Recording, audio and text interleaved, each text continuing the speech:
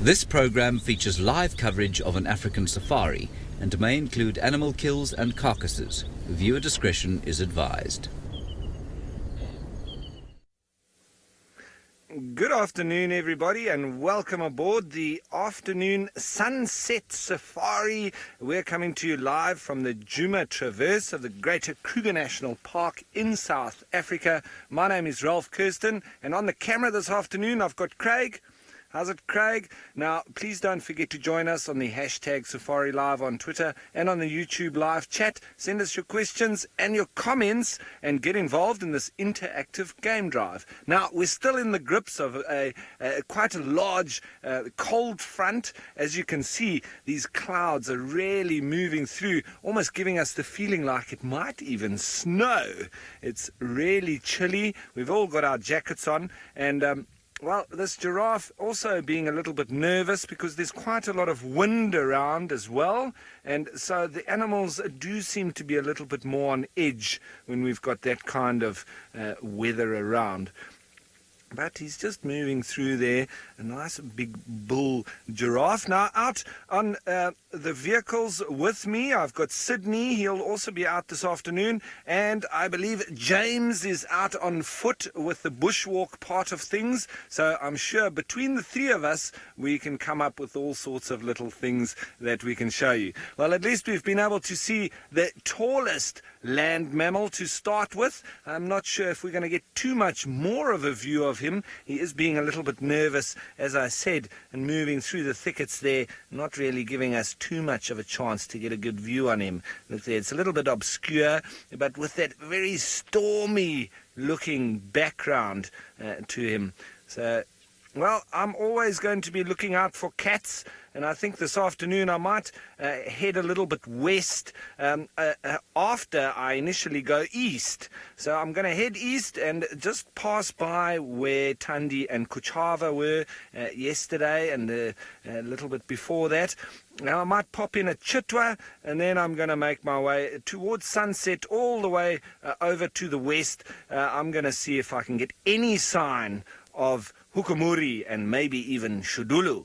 Now, that's the pole that we do have our rain cover on. So that's that black bar that you've just seen go past the screen there, because there is every chance that there might be a little bit of rain coming through at any stage, because, as I say, it's rather stormy. So we are expecting to have a little bit of unexpected weather, and so expect the unexpected. Anyway, I'm going to start up and see, maybe I can get a bit closer to this guy. If I can't, I'm going to keep going. But I think today is for the cats. But, well, let's head you on over to Sydney and see what his plan is for the RV.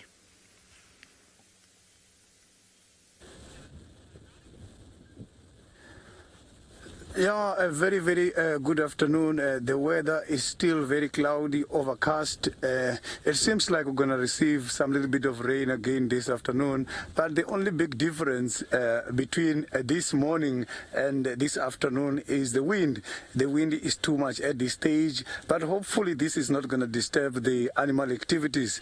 My plan for this afternoon is to look for the cats. I am Sydney, and I am not alone this afternoon. I am traveling with Jandre. Jandre is my photographer. We are both going to be with you on this safari this afternoon, and hopefully you are going to enjoy. So you can see here that the area seems to be very quiet. So what I'm going to do now is that I am going to drive all the way down to this area and try to cover the area I haven't been this morning. Maybe in this area we might be lucky and come across the cats.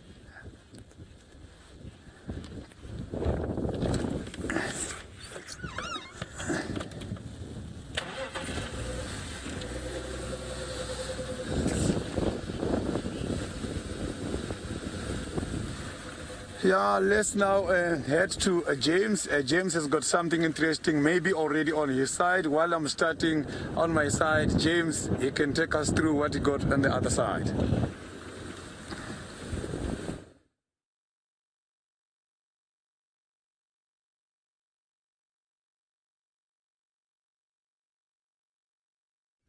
Another Sabi.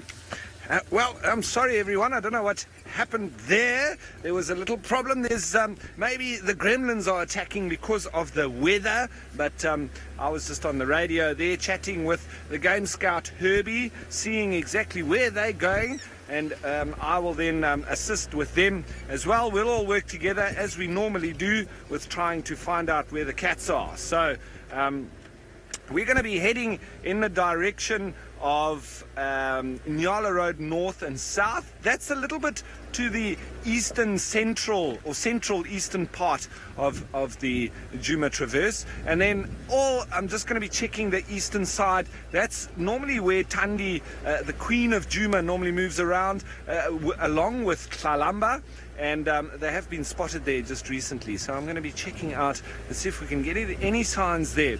Now this morning it seemed like Tingana had moved on his usual route of heading back over onto Little Gowrie from Twin Dams. I saw that he headed a little bit north, not north, south from there towards where the elephant carcass is, and then I think he crossed out.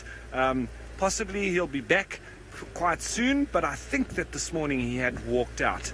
So we'll try and sort things out there, and hopefully this afternoon we're going to get lucky. Now, it seems like somebody else has gotten lucky and sorted his audio out.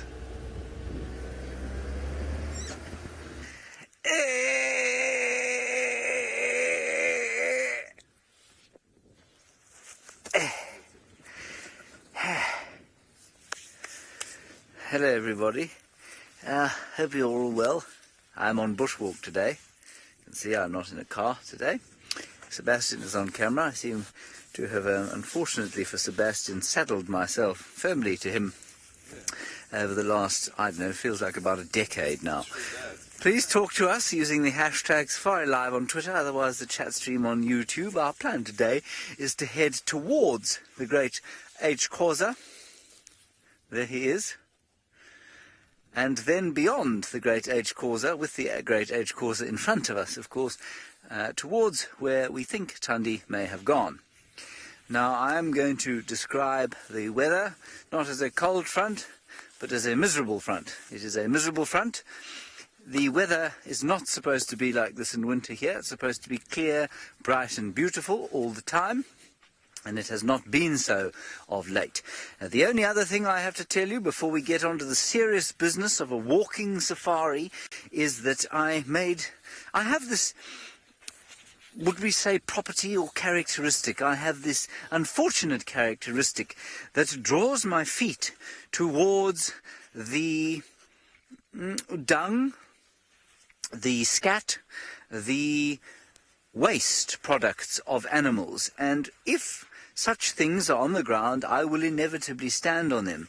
So it was that before I came on drive, I stood on something outside my room, I think placed there by the bottom of a baboon or a monkey, and I then walked, unknowledged, into the final control room, whereupon I spread it over the carpet.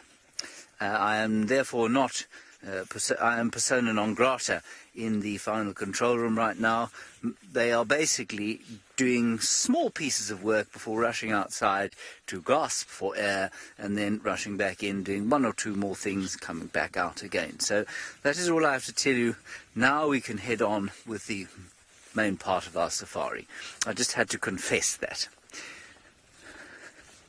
Good news. Sydney has found something. We will continue to try and do the same.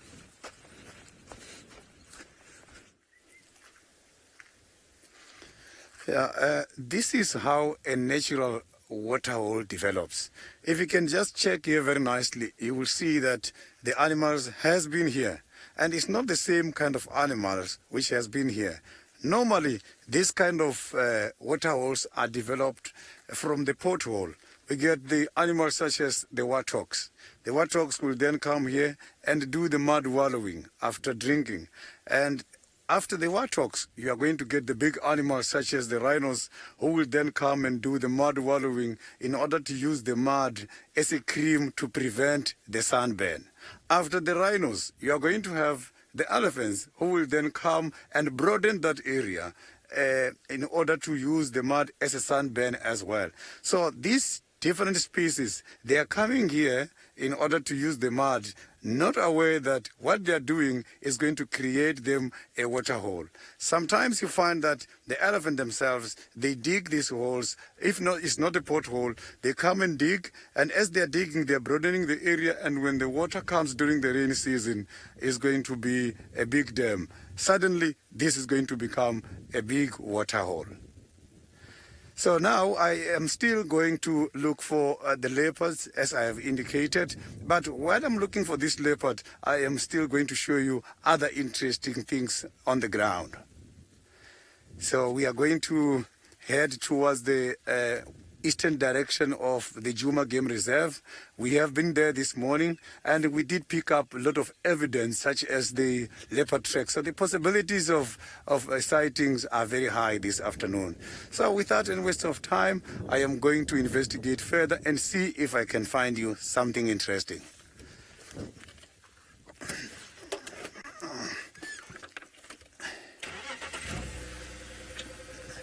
So I'm just trying to see if I can pick up the first track of the day.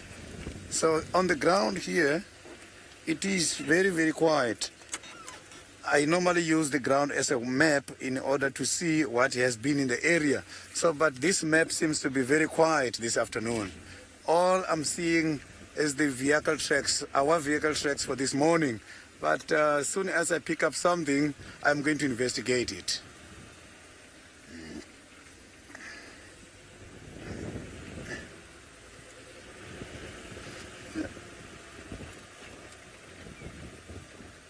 Yeah, I am now going to hand over to Ralph. Ralph is also busy trying to get hold of something on the other side.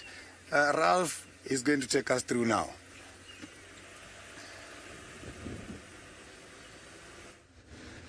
Right, everyone, this is where Thandi and Tlalamba do like hanging around. This is Niala Road North. And, well, speaking of Niala, there's a nice little female Niala just looking at, oh, there's a few of them there. So as the name suggests, this little road, there's an impala in amongst them as well. I'm going to stop now and we'll just have a quick little peek at them. Why not? And we'll just be quiet here a little bit, just so that we can listen out and see if there's anybody that's picked up some sign of these leopards in the area. And while we're here, you see how this male, he's just joined in with this little group of Niala. An aggregation. There's not too many of them, but when you have different species like that, we do call it an aggregation. Obviously, safety in numbers, more eyes, more ears, and everybody just being able to look out for each other. And they do have quite similar habits to impala and Niala. You can quite often find them moving, especially male impala. You can find them just shifting around where the Niala are as well. And another association that you often find is impala and baboons. And that's a good association as well, a bit of a symbiotic, mutualistic, beneficial relationship, because they both are assisting in looking out for each other. Nobody's feeding on there. It's quite dry, all this grass. Can't be too much nutritional value in it. And he's feeding through nonetheless. Taking little bites off of those sprouts of grass there, right down at the base. Must be getting something there. Yeah, there's a little bit of greenness in amongst the brown. See, there's definitely picking out. A little bit more selective would an impala be in comparison to a zebra, for example.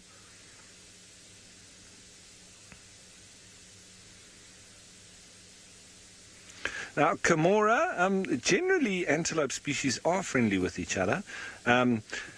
However, I've seen, bushbuck being quite aggressive between Niala and bushbuck. And Craig, you must just tell me if you want me to shift for this pole. These guys might move and get us a better picture there. But Niala and bushbuck can actually be quite aggressive towards each other, and often you find where Niala do well, bushbuck don't do so well, and the converse as well. So where there's a lot of bushbuck, not very often will you find lots of a Niala. And there's another sort of time when I've seen gemsbok also very aggressive sometimes towards the other antelope as well. But generally they would move together and with the common purpose of just avoiding predators. So there you can see, and with those stripes on them really assisting in just breaking up the outline of the body and assisting in the camouflage. And look at that, it's almost just disappeared there into the thicket. So, Niala Road North, very aptly named for that, for the animals that we do find here. So, I'm still really hoping. I saw a lot of hyena tracks here on top of the splattering of rain that we had this morning. So I'm hoping maybe we'll spot a hyena. We've also got elephant tracks on the road here, but I'm still waiting for tracks and signs of some leopard, and of course I'm not the only one. We are also not waiting for tracks and signs of leopard, because time waits for no man. Fortune favours those who seek out for themselves. Fortune favours the brave. And breaking trees do not favour anybody except those who are very light indeed. This could end very badly. I have a bad feeling about this. All right, here I am. Okay, good.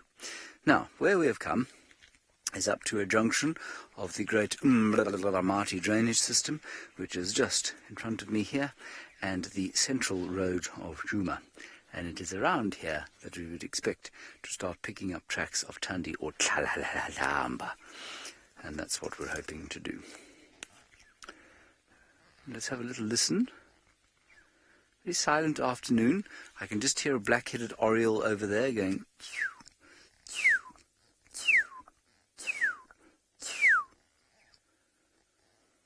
But otherwise everything is quiet. There are no alarm calling antelope. No telltale go-away birds telling things to go away. Very quiet indeed. I find that the less sun there is, the more quiet it happens to be.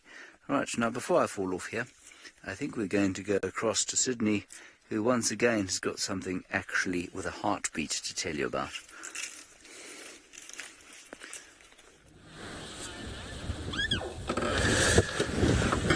Yes, I've got some kudus here. It's a very big family, so they are very stationary feeding.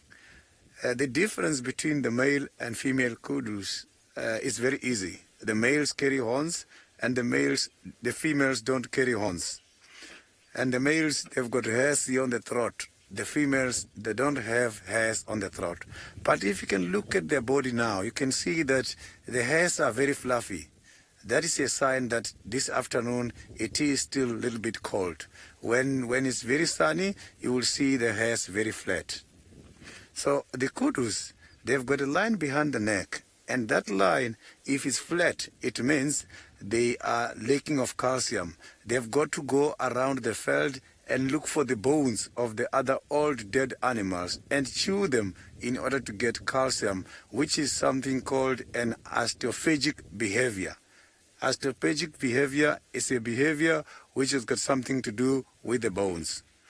So if you look on the side of their bodies, these kudus, they've got some stripes. And those stripes, the females and the males, they've got them. But when those stripes are fainted, it can also show that the calcium level is not very good. So the kudus are browsers. They eat leaves. Sometimes, yes, you see them eating some of the small trees on the ground, and as if they are eating grass.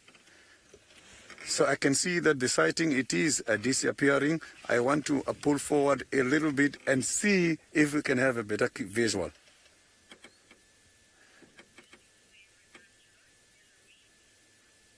My favorite antelope, it is the Kudu.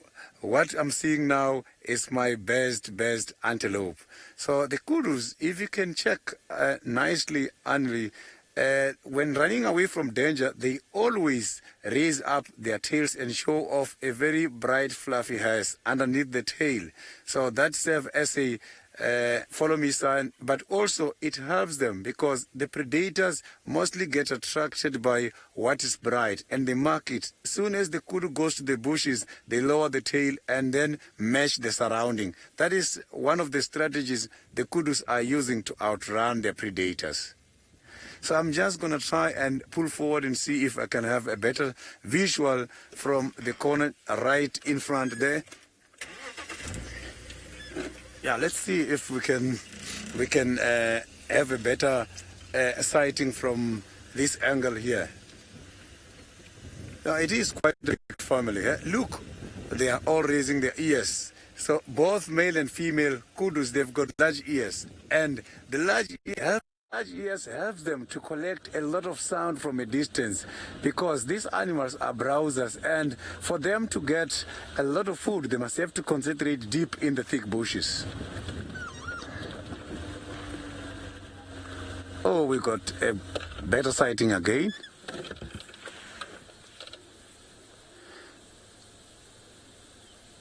They look a little bit confused. You can see only one of them is feeding.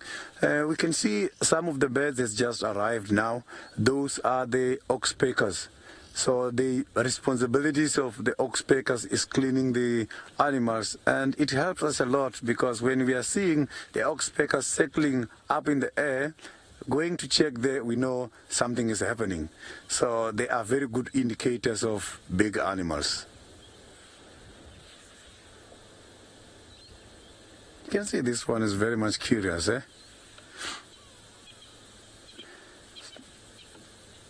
There's even some of the calls given by some of the birds here on my right hand side. Maybe something is happening here where we are now because I can hear the francolins as well. They are complaining a little bit, but considering the kudus, they are feeding, but some of them, they are inquisitive. Maybe something is happening in the area. Let me just move forward and see if we can see the reason why the francolins are complaining on my right hand side.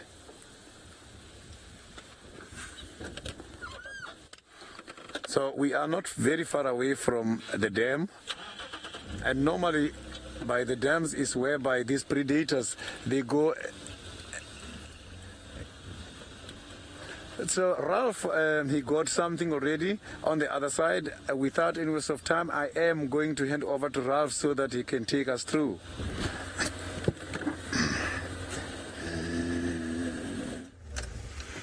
Well, everyone, we're just trying to get the angles right because of the roof. It's not always that easy. But I've just spotted that we've come towards Biffel's Hook waterhole, and I just spotted one of these menacing characters up in the tree here. So, it can just be coincidence. Vultures do need to rest, and especially on a cold day like this where there's no real thermals for them to easily get some height or altitude, you very often find them down sort of roosting like this on a tree. But obviously where there's vultures, there can sometimes be food or meat around, and with that comes predators. So it's always a good idea just to stop if you see vultures and have a look around. But like I say, on a day like this, very common for the vultures to be resting up. Now this is a white-backed vulture. You can see there very clearly also no feathers on the head and neck area. And then sometimes if he extends his neck a little bit, which he probably won't do because it's quite cold now, you can actually see those bare patches on his chest because that assists him with his thermaling. You can feel the hot patches. And if you've ever done any paragliding, there's a little apparatus. I don't know what it's called. You can always send it into the hashtag Safari Live Twitter handle. If you know what this little apparatus is called, that when you go paragliding, and I've done it many, many, many times, especially in the Alps, but I've always gone tandem with different flyers, and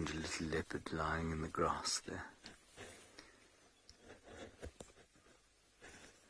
This is where the kudu were, so I think that if there was a leopard around here, they would have been barking. So let's keep going back down towards Helerto. Through the woodland, which as you can see is blessed of winter colours, looking a little bit dull as the light has failed to come out from the clouds. Alrighty, I'm going to catch up with Herbert. Sydney, I believe, is demonstrating his automotive skills.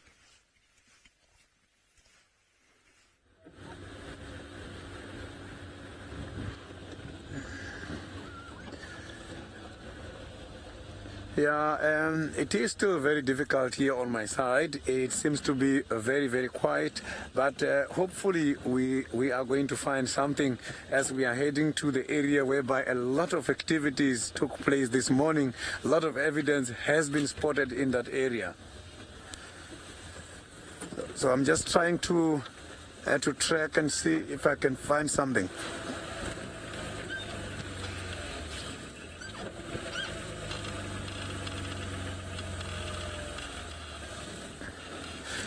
Paula, my perfect drive is consisted of good sightings, and sighting can be anything. It can be about birds, it can be about beautiful insects, but big animals, I consider them a bonus. Yes, definitely a cat has to be part of the sightings.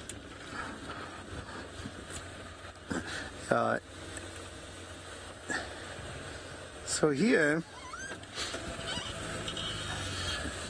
I'm still trying to find some tracks, but it seems to be very, very quiet. It seems to be very, very quiet.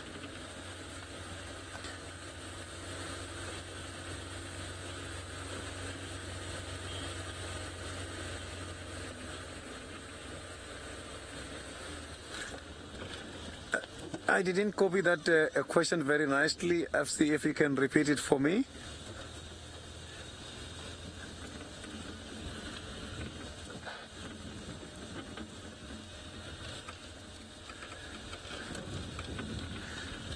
Yeah, no, the weather, it is very cloudy and overcast, but it's not very cold like this morning. Now, I think the temperature is still very fine, but later on I am definitely going to put on my jersey.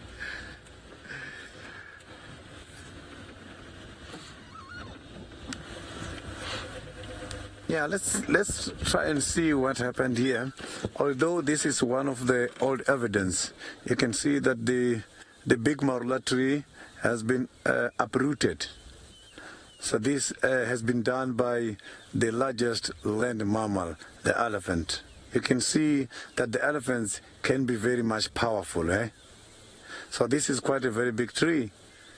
So the elephants, they've got to eat a lot, and they cause quite a lot of damage during the dry season. During the winter season, elephants know that the vegetation does not have nutrients up by the branches, as the vegetation, both trees and grasses, hide the nutrients under the ground by the roots. So here, this elephant was trying to get hold of the nutrients under the ground by the root. So come summer season, the damage is very low. So during the summer season, you will see that they will only push down only few trees, not a lot compared to the winter season. Now, them and the warthogs is when they are uprooting the trees. Warthogs will be digging a lot of grasses, trying to get hold of the rhizomes. So let's carry on and see what we can find.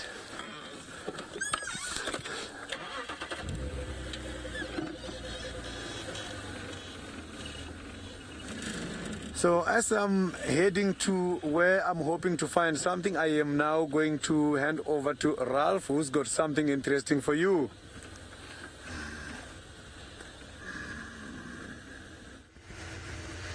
still on the search, still looking for these cats. But what I want to do say is, at this time when it's like this, where I'm from in the Eastern Cape, as soon as we have a big cold front like this coming through, and there is the possibility of snow, a lot of us South Africans as locals, for us it's a real sort of treat to be able to get or go and see snow and actually feel it. I mean, I never saw it or felt it until I was 21 and I went to the Alps in France.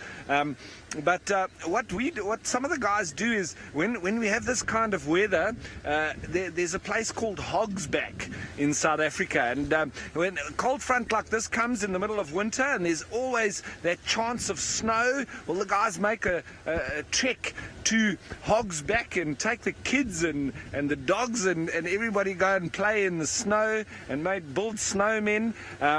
And there's also, we have a ski station in the Drakensberg called Tiffindales, and it's nothing in comparison to the Alps or any of the Rocky Mountains or any of these stations that you've got in the US and in Europe, the Mont Blanc and all that kind of stuff. But we do still say that in South Africa we've got the world in one country. It's not massively like those mountains, but Drakensberg got some ski stations, and you can go out there and do some snowboarding and skiing, and it's called Tiffindales, and that's where a lot of families go to do some of that kind of sport as well.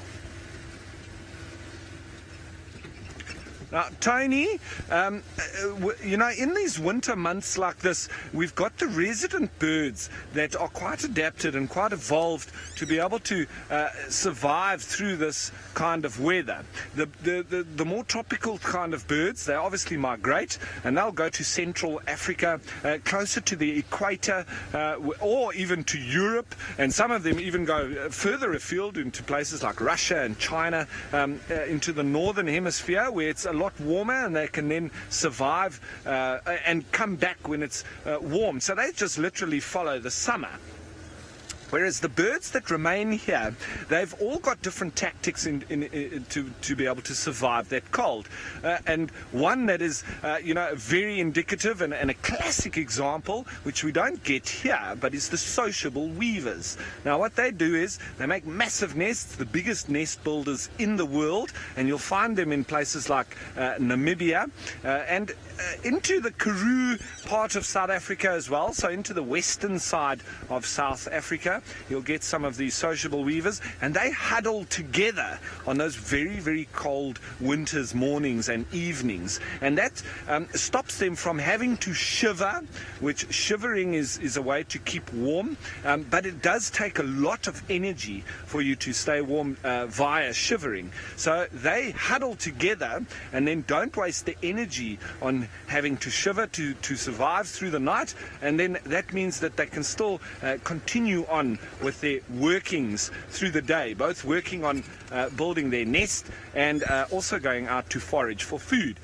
And if you've ever seen sociable weavers at work, you will see that they never stop. So if they had to spend their evening shivering, they would literally waste all that energy, and they would probably die of exposure or exhaustion. But there are, times when you do have birds that die of exposure, especially places like here in the Lowveld, where it's not normal for us to go below zero.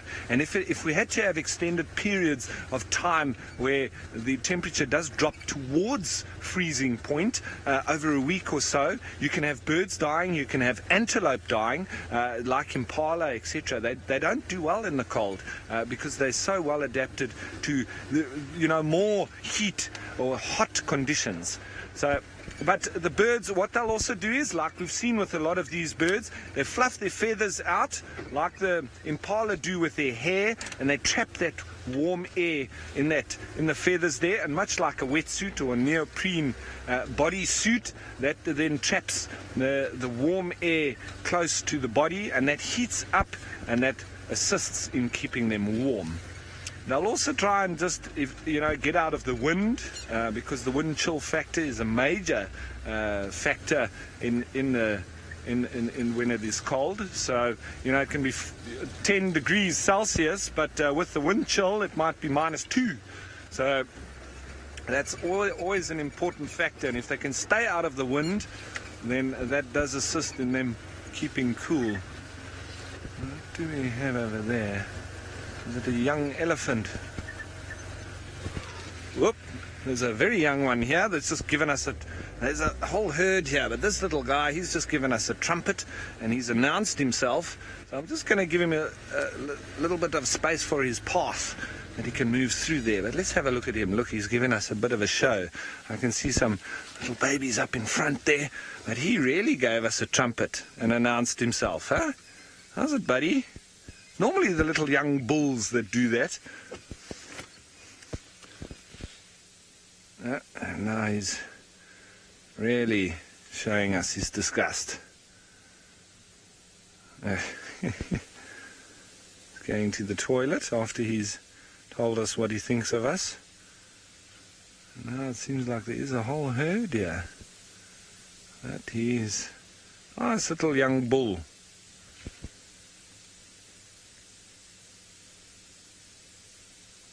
Sure, I nearly got a fright. He really sounded like he was bigger than he is. Shouting the odds, eh? Now we can hear branches breaking. There's quite a few more elephants in front. But this guy's the clearest for now. Just watch him. I was hoping he was going to come and say hello. But after that initial trumpet, seems to just let us know that he's there, and now he's calmed down. You hear him chewing. He opens his mouth, and I don't know what he's chewing on there.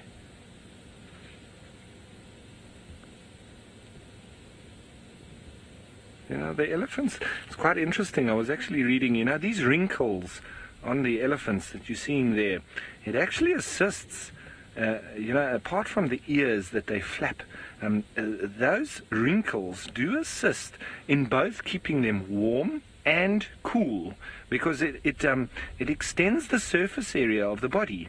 So if they were flat without any wrinkles, there's obviously a lot less surface area. So at the moment, now, when they obviously want to be keeping a little bit warmer, because it's quite cool and they're not really that, used to this kind of temperature, you've got a bigger surface area for them to be warming up. And as well, when it's hot, they've got a bigger surface area on the skin for the wind to pass over and for it to keep them cooler. So it does really assist in thermoregulation. The major organ obviously being those ear flaps that acts as the real radiator, but a big part of their thermoregulation does come down to them having lots of wrinkles. And so that obviously is then true with quite a few animals, like rhino as well. And lots of wrinkles does assist in the thermoregulation, both keeping cool when it's hot and keeping warm when it's cold.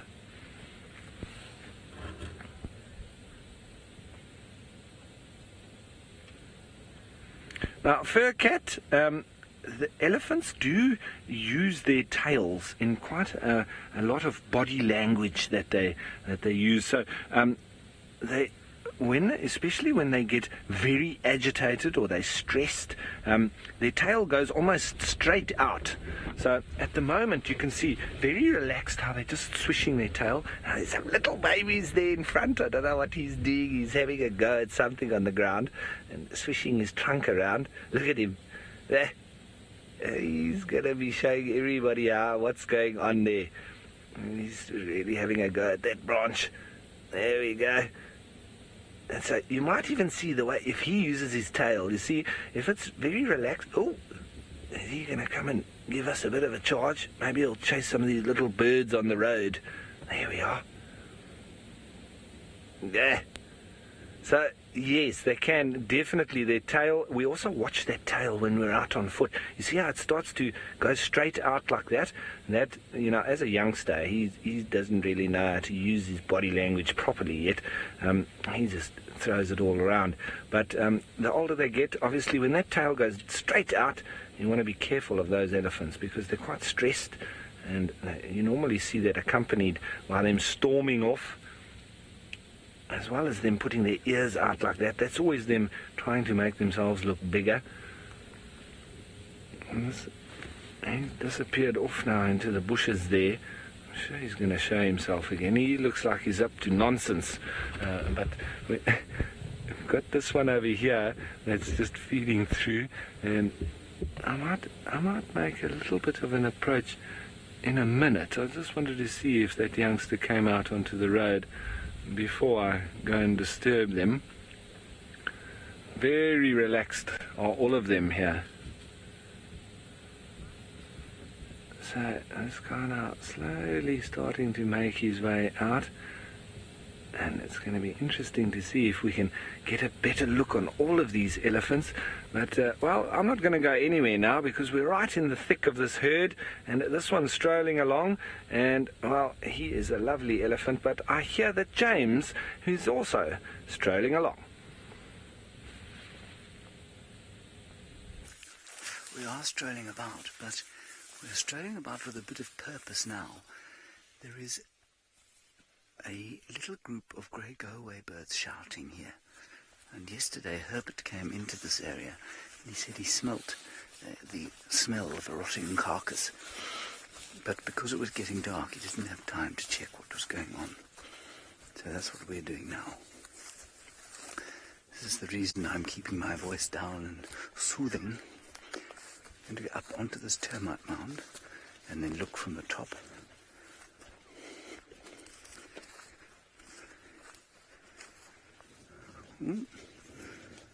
Something's been in this hole fairly recently.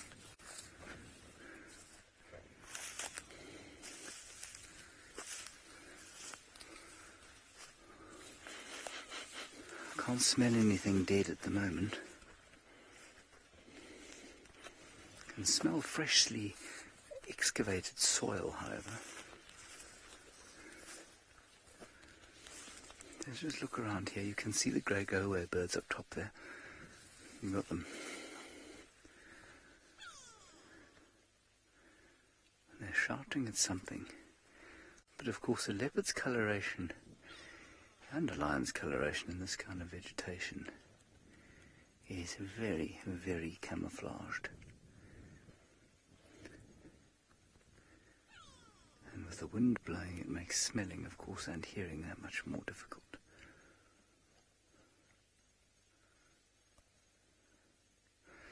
They may just be having a domestic dispute, I suppose. Anyway, Herbie's decided this probably isn't the area. He's walked off over that way. You can definitely smell urine. You smell that? Here. A rhinoceros has been here. He's been making a wee-wee. I think that's what this is. As they go from termite mound to termite mound, of course. You can see the wet grass here. Gary, it really does depend on the age of the carcass. A 3-day-old carcass in the sun of, say, an impala, I mean, a leopard will pick up from 3 or 4 k's away, a hyena probably even more. A bushbuck killed this morning in the coulth like this won't smell very far. I mean, Tingana found one killed in the morning. It was a bit of sun from about 1 kilometre away last week. So, you know, it just depends on the time of the day. Oh, not the time of day, but the heat of the day and the amount of time that the animal has been no longer with us, you know, in the spiritual sense. Nothing going on at the moment. Let's just keep going through here.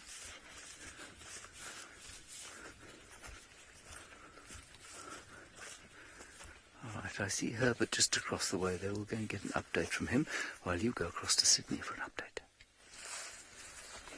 was sleeping under there.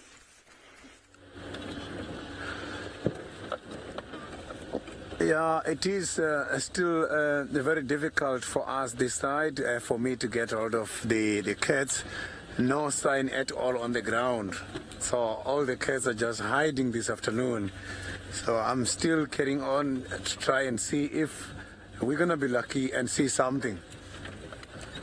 So all I am seeing on the ground, it is just the tracks for yesterday and early this morning.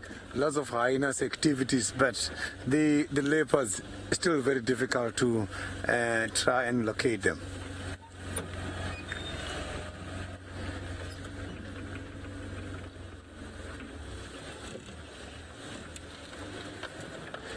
Yes, I didn't copy that question very nicely.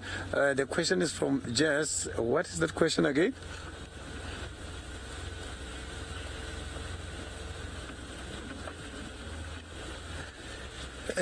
Yes, Jess, the cats, this is a very favorable weather for the cats to do their hunting activities. So that is why the chances for us to see them during this kind of weather are very high. So we're just not sure what's happening, because since this morning we have been looking all over this area and it is very difficult for us to locate just one of them. So, but the game drive is still on. Chances are very high. Before we finish, we might see some of these cats. Yeah, while I'm still looking for the leopards, I am now going to hand over to Ralph, who's going to show us some elephants.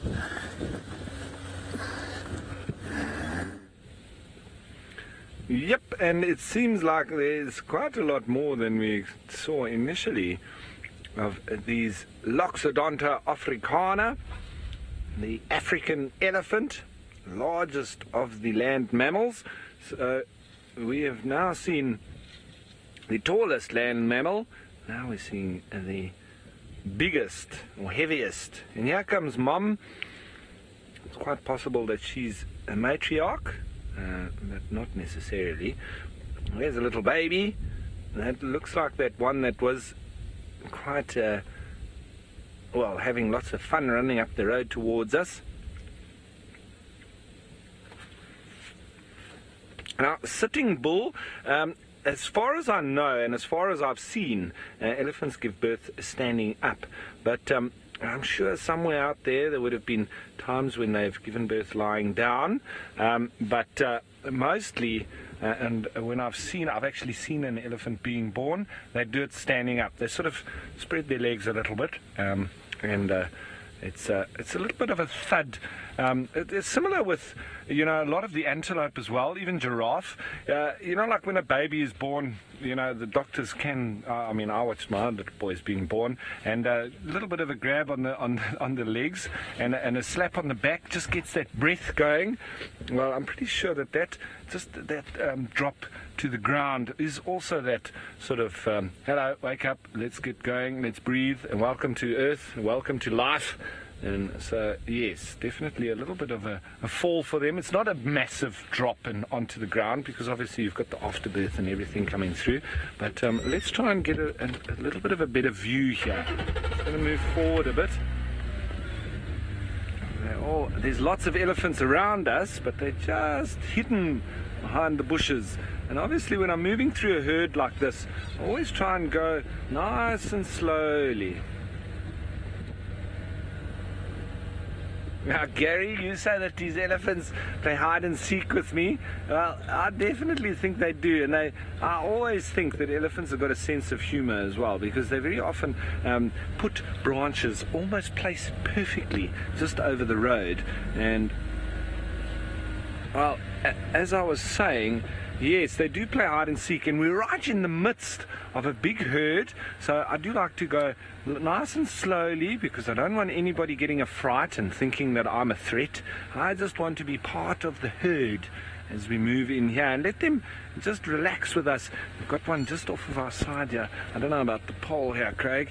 I need to just maybe go back a bit. Maybe swing a bit. How's that? We could maybe see him through there. as that one feeds on. There we go.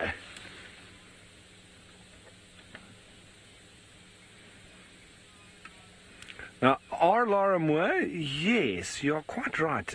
Mommy elephants are very, very attentive to their youngsters. They will slow down and allow the baby to keep up with them, as that one is there in front. And I've actually seen many different kinds of scenarios where the elephants are looking out for the little youngsters. And one that sits with me is I saw them many times in the Namib Desert where they've just got some small fences, but it's mainly just to keep people out from some of the little the subsistence farmers' lands.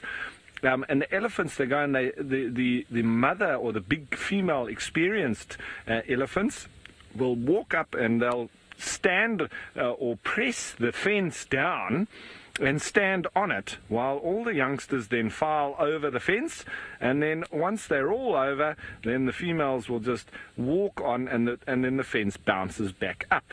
So that I've seen them doing that many times. I've also seen them helping each other when they're crossing rivers, like in the Zambezi, where it gets very deep, where the babies can't actually touch the bottom, so they do literally grab onto each other's tail. Well, the adults don't, but the babies will grab onto the tail, and then mommy will assist in pulling them across, especially where it gets quite deep and there's lots of current. And I've also seen them doing it in Pongola, in the northern parts of KwaZulu-Natal in South Africa. It's one of the only game reserves that surrounds a lake in South Africa. Obviously in Zimbabwe you've got Kariba, and there's some game reserves around there, but in South Africa the Pongola Dam or the Jusini Lake is surrounded by game reserve, and lots of elephants there as well. They've also got black rhino and wonderful game reserve. One of my favorites actually, because there's tiger fish in that dam, and so you can watch elephants while you're catching tiger fish.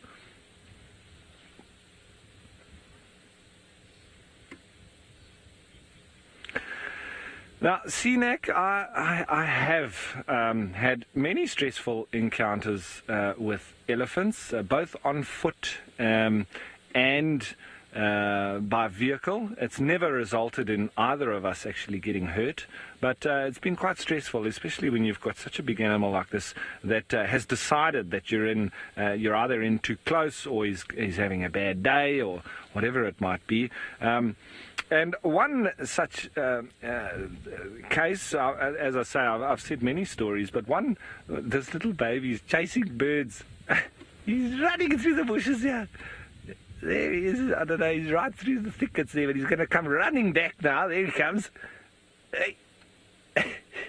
Causing nonsense while Mom just carries on feeding quiet. There he is. You see how that tail goes straight out again? I've had, when I was on vehicle CNAC, where I've driven slowly like this, and just without me knowing, it was getting almost dark, without me knowing, one of the little babies like that, I was turning my head and talking with my guests, and unbeknownst to me, one of the little babies got on the opposite side of my vehicle to where Mommy was, and she was feeding happily like this one is doing here, and at a moment she realized that the baby was on the other side of the vehicle to where she was. And she immediately charged the vehicle. And I just continued. I got a fright because, as I say, my head was turned and I was talking to my guests, quite relaxed and in amongst the herd.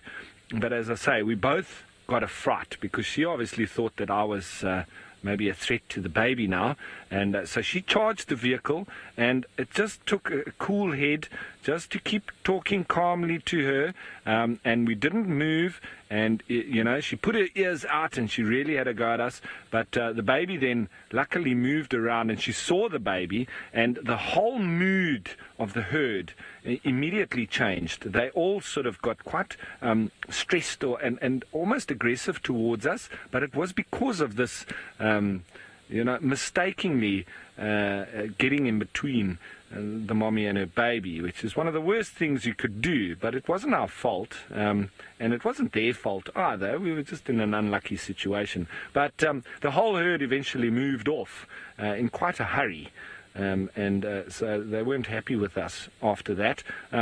But yeah, it just goes to show that you need to just keep your wits about you when elephants are around you, and it's good to know where everybody is, even if you're talking to your guests. So that was a lesson for me. I did drop my guard a little bit because I was right in amongst them, and I'd done it many, many times before. I was probably, 10 years into being a guide. So, you think you can just say, oh, I know elephants. Just be careful, because you can get yourself into a bit of a dangerous situation. You just need to know where they all are. And if you can listen out and you hear some off to your left, off to your right, just know what they're doing at all times. That's about all. But generally, it's like this. And you see Mommy's tail, she's very relaxed. Well, I'm not going anywhere. This is too much fun. But it seems like James has got a natural home to show you. Well, it's natural in so much that it's not built of synthetic materials, but it was certainly built with great skill by the African hawk eagles that live in this area. Now, we are still talking in a relatively sort of sedate in relatively sedate tones, because it is quite possible that there's still a leopard around here. We've got now chin spot batises alarm calling, tip, tip, tip, tip, tip, tip, tip, tip, tip. A flock of white-throated helmet shrikes flew past us going. They sounded absolutely nothing like that, but they also seemed to be alarm calling. But as yet nothing. Reports of male leopard tracks in this area. There is an African hawk eagle, actually. You see on the very far tree there, that is the African hawk eagle, whose home we have visited.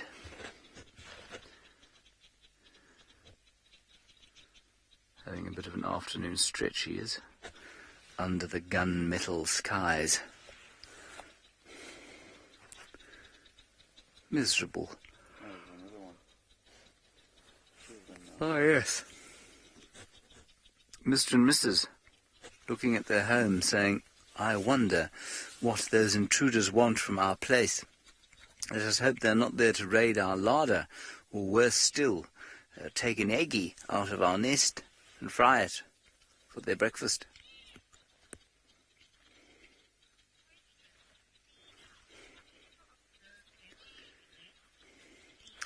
Well, Sinak, we have observed them building this very nest over here, and it takes them a little while. It takes them quite a long while, actually, and so over the years we've watched it becoming larger and larger. I've never seen one built from scratch, so I can't remember if there was one in this tree at the beginning of my tenure here, some 3 years ago. I think there was a smaller one. And certainly they do seem to get bigger and bigger. And I think with this hawk-eagle pair, they actually have a few that they've used over the years. And that are not necessarily permanent nests, but they do base their territory around here. It could also be why the birds are alarm calling, because I looked around for them, I couldn't see them, then we saw them over there. And it's quite far, I would have thought, for these birds to be alarm calling at them, but they are very much out in the open. Now a lot more irritation in this thicket over here. Let's just have a quick look there.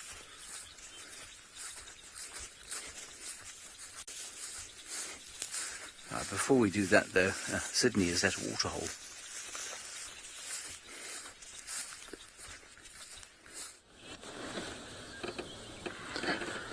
Yeah, I've got the hippo, nice and relaxed.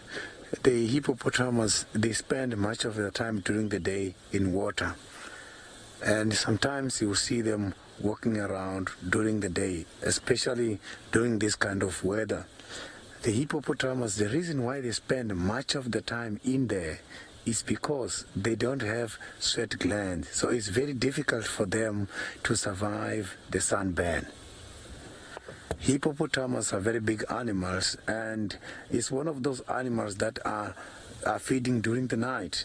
So these animals, they come out just shortly after dark, and they can travel long distances in search of food. They can go far as approximately 30 kilometers looking for the food. It's one of the very dangerous animals. They are very much territorial. So if you can just check there, you see the males, mostly the outer layer of the eyes is very dark, and the females, the outer layer of the eyes is very pink. So I cannot see if here by these dams is more than one, but all I can see now is just one.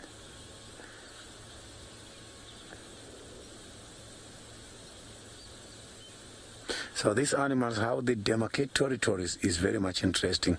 Normally they go and they leave their droppings. As they're leaving their droppings, you will see they will wipe the droppings with the tail in order to disperse them so that they can spread the scent.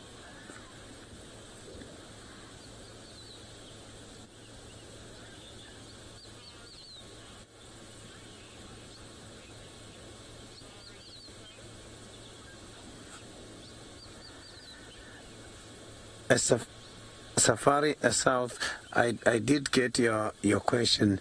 The hippopotamus, they can be pregnant for a period of about 6 to 7 months, and they can give birth with just one little one. So that little one can weigh up to 40-60 kilograms.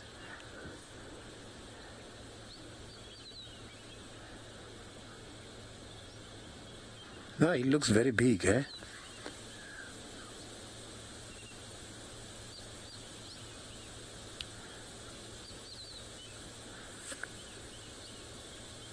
They can run very fast, and it's very dangerous to come across them coming back to the water holes. If you are between them and the water, you are in a very dangerous situation.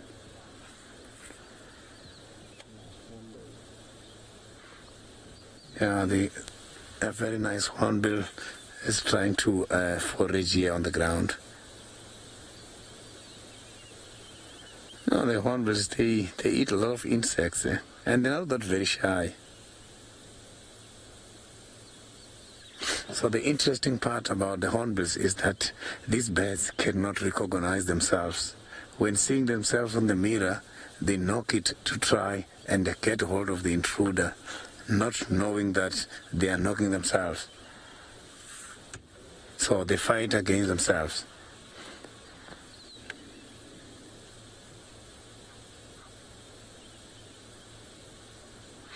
So the hippopotamus is one of those animals which has got a lot of, it's a complex stomach, but how it works similar like a hind gut fermenter.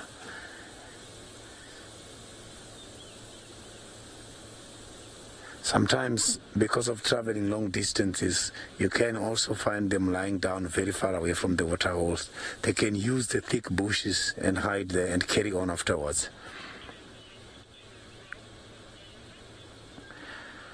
Yeah, now I am going to take you back to Ralph. He's going to show us the development with regards to the elephant sighting. I am going to link you with Ralph now. So that's an elephant roadblock, which for me is the best roadblock you could ever get. And I want to ask you, from wherever you are around the world, once again, I love getting, insights from wherever, different places, different countries, all over the planet. Send us your different wildlife roadblocks to the hashtag Safari Live on Twitter. I want to see those pictures, whether it be bears or kangaroos or kiwis or whatever is blocking your passage with your vehicle, whether it be on tarmac or on a gravel road. It's very interesting to see. So let's get your pictures in and we'll have a look. But difficult to beat an elephant roadblock, I must say. Lions too. But whether send us those as well, whether you're from South Africa, or Botswana, or wherever. It'd be interesting to see. your different experiences with different roadblocks. And I've been stuck many times with elephants, and sometimes for hours, where I've needed to be somewhere, but the elephants have just kept me hostage. And once again, that's where I think they do definitely have a sense of humor, because not only do they put logs across the road, whenever you are in a hurry, the elephants will really press the subject of making you just chill out, man, and you're not going anywhere until we say you can. And they almost know that you're in a hurry, and they do it on purpose. I always feel it's always those times that you need to press on, that they just really take their time and don't let you move. Well, this female, she's just meandering in and around the road, and this whole herd is still, they're just out of eyesight, but we can hear them all around us, breaking branches. And that little youngster still following on with her.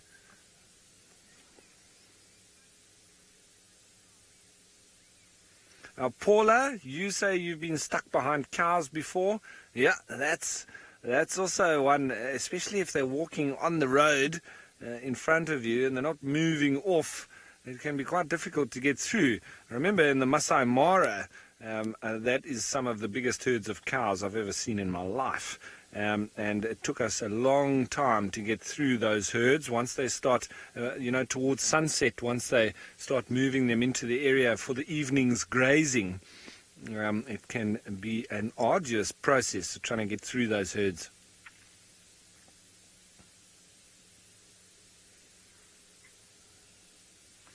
AB, you say Canadian geese in California. That's a good one. Yeah, I like it. Getting blocked by geese. Now, I'm just going to move forward slightly. There's another little male making his way down here. There's some on our right, some on our left. This is an awesome spot to be in. And as I say, I always love being in the presence of elephants. I've even had being blocked by terrapins crossing the road. Let me see if I can move forward. Oh, that's quite a good spot. Kathy, you say that you were blocked by a tortoise. Yeah, that's often. But if I see tortoises or terrapins on the road, I very often stop the car and that's one of the times when I will pick them up to get them off the road very quickly. I don't turn them over or do anything. I just literally keep them low to the ground, but quickly just shift it off the road so that any of the cars wouldn't squash them. Well, this is a very pretty looking elephant.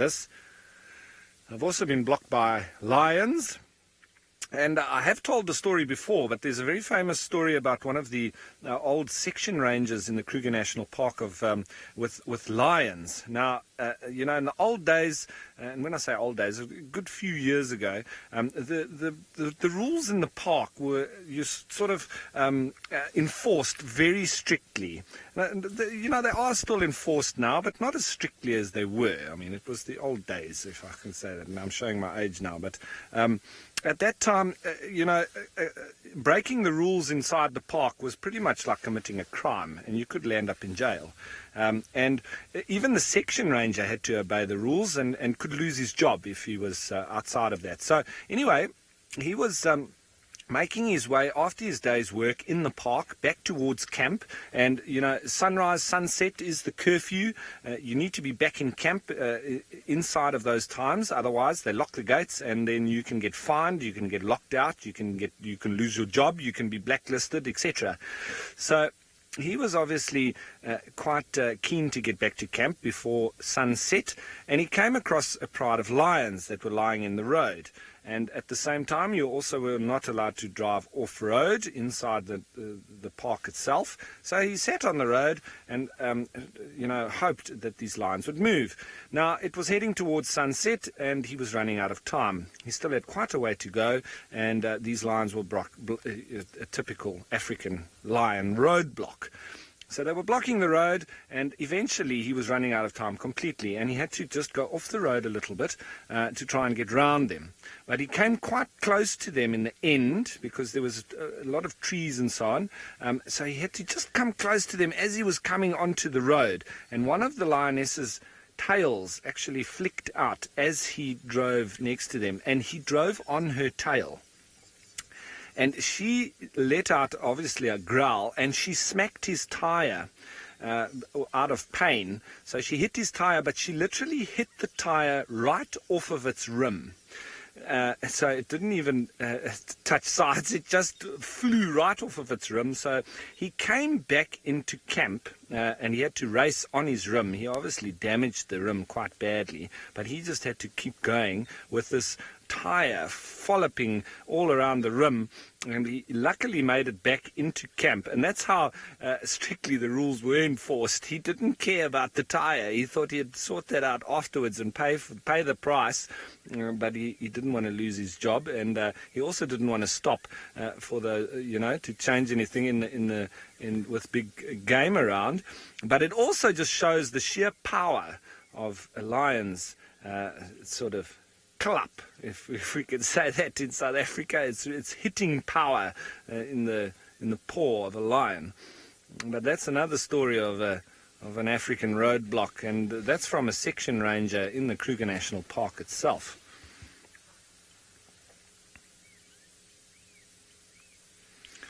Alright, so we're having a wonderful time with these elephants, and we're going to continue on with them. But it seems like James, he's also having a wonderful time. Well, I'm always having a wonderful time out here in the wilderness. I must confess that the position I'm currently in right now is uncomfortable, and I don't know how Guchava spent, well, probably about 4 hours lying in the boughs of a much thornier tree than this one yesterday. It was, of course, a knobthorn tree, because there are little bits of spiky things sticking into me all over, and although I might look relatively comfortable, I'm certainly not. The other discomforting thing about this tree is that it smells of urine, which is very unpleasant, and I suspect, actually, it's not the urine of popcorn-smelling leopards. I think it's probably the urine of squirrels that come and live in the various holes in this tree. I can see some of the nuts that they've excavated here, and I can tell you that squirrel urine does not have a very pleasant odour at all. Now, we did find some tracks of Tingana coming off in this direction towards the south. Herbert, are you convinced that they are going south or north? North. So we then apparently missed some other tracks that have crossed the road the other way. Are you sure? Is that what... They found them there. Okay. So Aubrey's found them going north. These ones that we're on are a little bit older than the ones that Aubrey is on. Aubrey is a guide at a lodge not far from here, of course, we'll tell her. Well, Mina Moo, it's much easier to show you how many drainage systems there are with a couple of sticks, if you like. A drainage system, for those of you who don't know, is a river. I don't know why we don't just say river or stream. We should probably just say river or stream. The main one is, of course, the Mramati, which runs north-south down, pretty much bisecting Djuma in half. That's what that stick is there. And then there is one feeding from the north-east that comes out of sort of Buffelshoek Dam and feeds into this one. That's the one at Niala Road north-south junction. There's another set of 4 little ones, we'll use the stick for that feeds into Gari Dam, where the dam cam is. That's over there. There is... I'll leave out the smaller ones, or the smallest ones. There's one that feeds into... They all eventually feed into the Mramati, but there's one that comes out of Treehouse Dam. That's that one over there. And then there's another one that eventually goes... I suppose it would be over here. Sort of feeds down like that. Eventually into the Mramati. So those are the main ones there. Another one this side actually as well. So you can see they all drain into the Mramati, which then flows down south out of Djuma. That's quite a nice representation actually. I might remember doing that. We're now turned 180 degrees and we're heading in a northerly direction to see if we can find a leopard. Ralph is milking his elephant sighting, which is excellent given the lack of activity from the rest of us.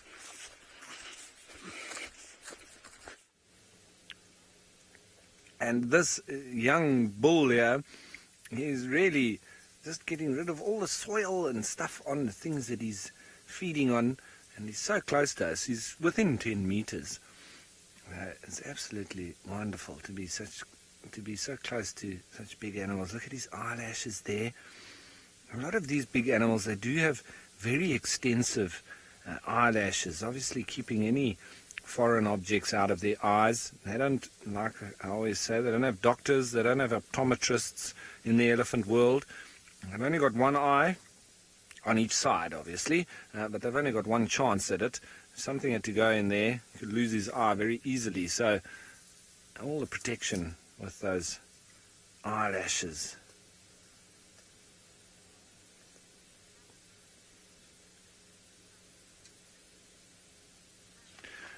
Anna Marie, I don't know if they get,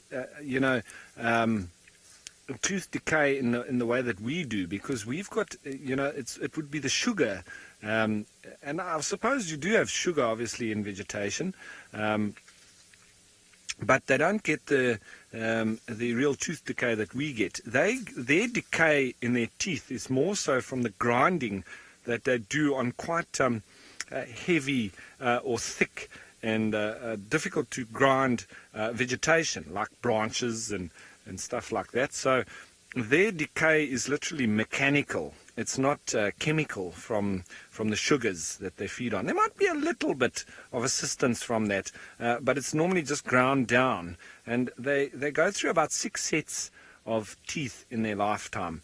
And at about 50 to 55 years of age, they get their last set of molars and teeth.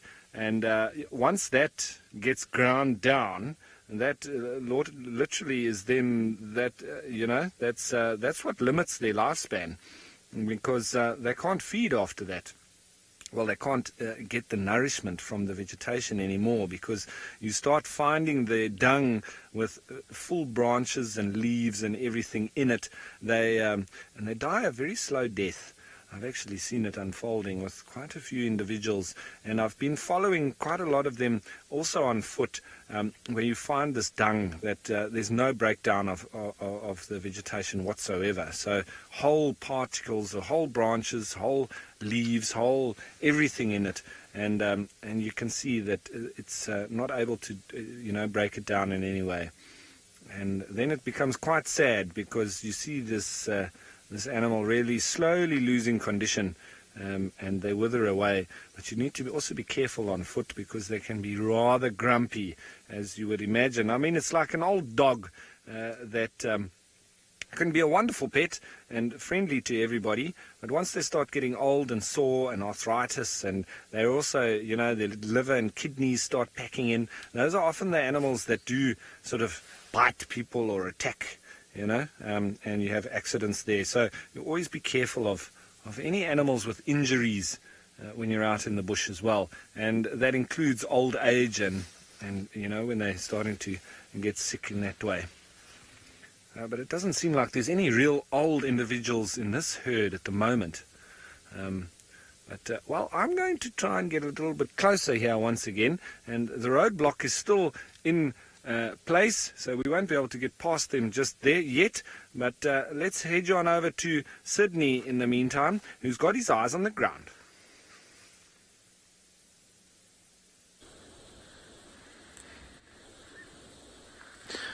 Now, I've got something very interesting for you here on the ground. I am going to circle it so that you can all see what I'm talking about. I managed to get a hold of a cat track. It's 2 different tracks. One is here, and then another one is somewhere ahead there. I will show you just now. So I managed to get a hold of the lion tracks, and it's not that very old. I can see that this lion has been here after the rain, because the rain did not disturb the track at all. The track has just been disturbed by a lot of wind. So the wind just blew the tracks, but the water did not cause any much damage on this track. So it means in the area here, the chances of seeing one of the cats are very high. As after this trek, I am going to show you something very interesting. I managed to get the tracks for the small leopard, Kalamba. Kalamba was coming from here where the lion is coming from, heading towards that direction. So it's just that the tracks are not that very clear, but I can see Kalamba walked here. I've got a very, very beautiful track here. So, but this is happening not very far away from the waterhole. So it is clear that these cats, they all went down towards the waterhole. They have been there. I'm going to hang around this area and try and see if we can be lucky and come across one of them. So Kalamba is one of the newest cubs in the area, so it's still very, very new. And you can see also the size of the track. So, but she was all by herself. So let's see. Maybe, who knows? We are going to see her.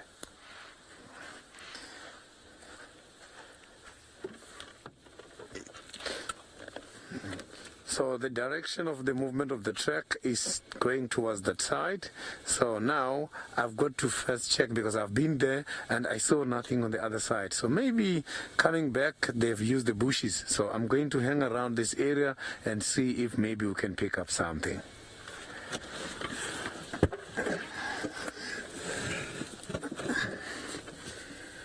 So let's just have my earpiece on.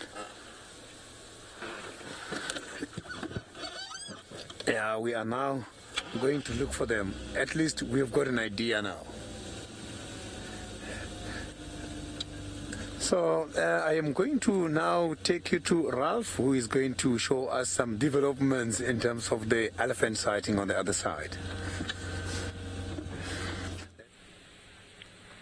And we were just watching this little baby. He was out on the road and he gave us a little head shake and almost, I thought he might even trumpet at us.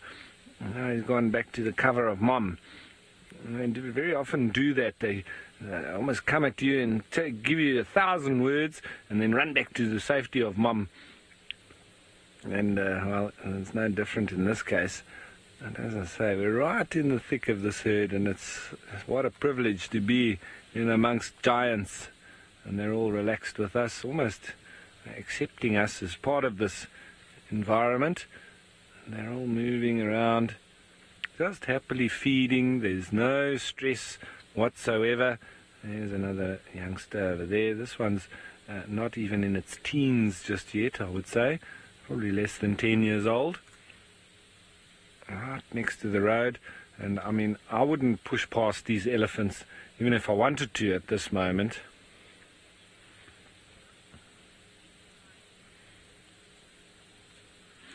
Toby, I would say absolutely that elephants do get tired of being on their feet.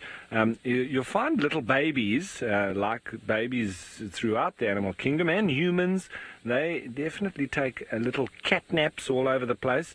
They have their 10 minutes to half an hour snoozes, especially when Mom has stopped and they get a chance.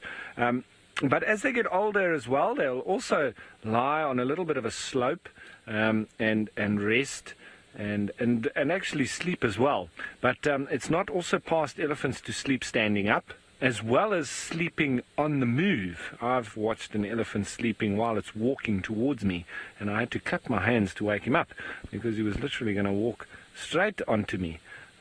The little youngster just catching up with Mom. You see there, always in the safety and security of the presence of Mom. And once again, straight along the road. So unless we had to turn around and go back the way we came, we do still have this roadblock in place. And like I say, it's one of the best roadblocks to be in, and we're going to be stuck in this for a while, I would say. But, well, while we see how this unfolds, let's head on over to James and the Bushwalk team. Well, my worst kind of roadblock is that of the processionary caterpillars, because, of course, one doesn't want to run them over, but one doesn't want to split them, and yet they are so small that one can't believe one has been blocked by such tiny little things crossing the road. And so one's only option is to wait for them all to cross, and there could be thousands of them. So somehow a bit easier if you've got a whole lot of elephants, because you can see them and enjoy them and view them. But when you've got 1,000 processionary moths, caterpillars trying to get across the road all in one stripe, and you just cannot get around, you can't drive around them because you don't know how far they extend into the bush. It's most frustrating. Over here, what you were looking at very first up were some tracks of Tlalamba, we think. Herbert thinks she was playing in this tree sometime probably today or yesterday. It's very difficult to tell because of the rain that fell earlier on. And so we're not too far actually from Sydney, so if he does have Tlalamba tracks, well, chances are she came through here from after she was with Sydney, I think, because I think those ones were heading south, if I'm not mistaken. Alrighty, let's keep going. Just going to check through here.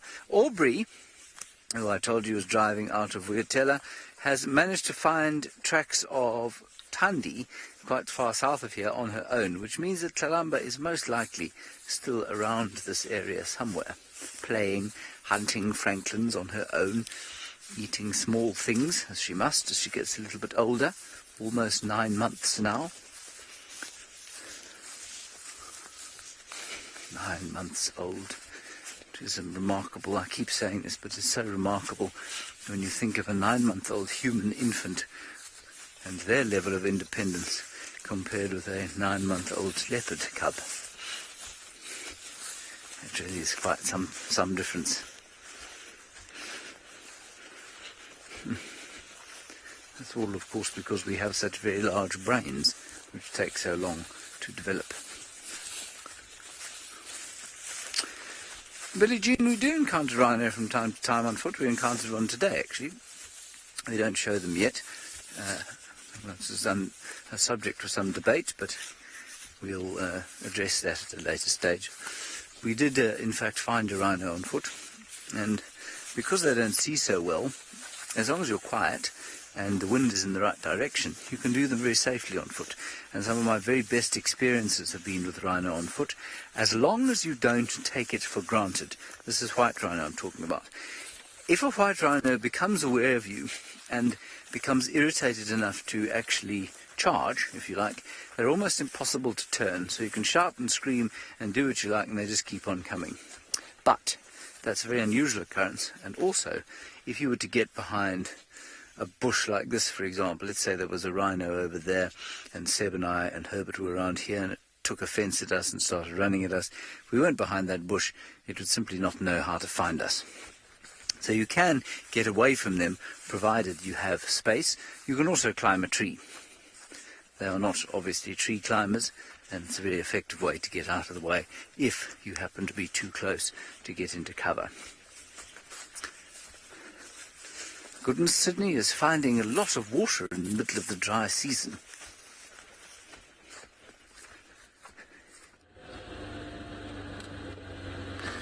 Yeah, I am now back at the waterhole. I'm trying to see where this Tlalamba is and the track for the big lion, because it seems like they are in this area. We are at the right track. The possibilities are still very there for us to see them. We haven't seen anything yet, but the tracks are leading us to this area. So let's just hope for the best. Yeah, you know, here by the bridge, I cannot see the tracks here on top. It's very difficult. Oh, here comes an interesting animal. We have just come across a very interesting animal approaching. Look at that. Beautiful, isn't it? Look at the ears. Ears are just like an African map.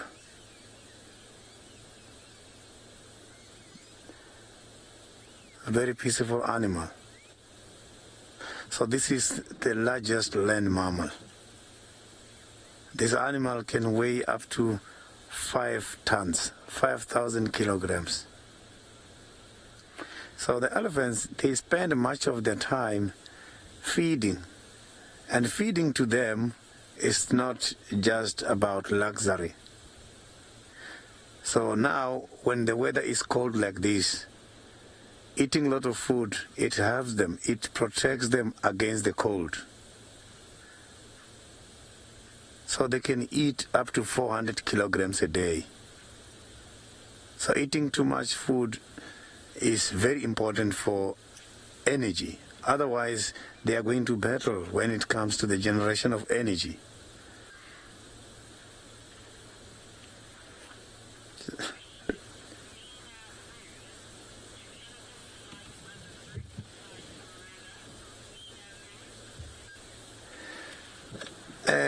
Nina, I got your question. The elephants, they like other fruits as well apart from the marulas. So, but their favorite fruit is the marula. So these animals are coming down to the waterhole. The hippopotamus just got the update that the largest land mammal is approaching. Just listen to them walking.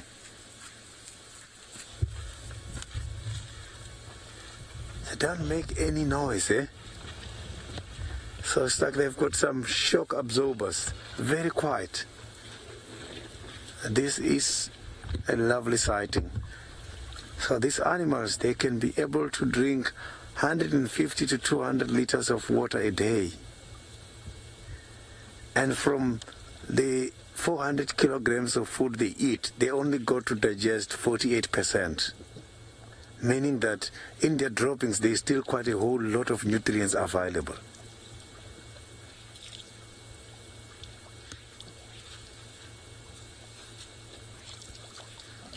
Huh. They were very tasty, eh?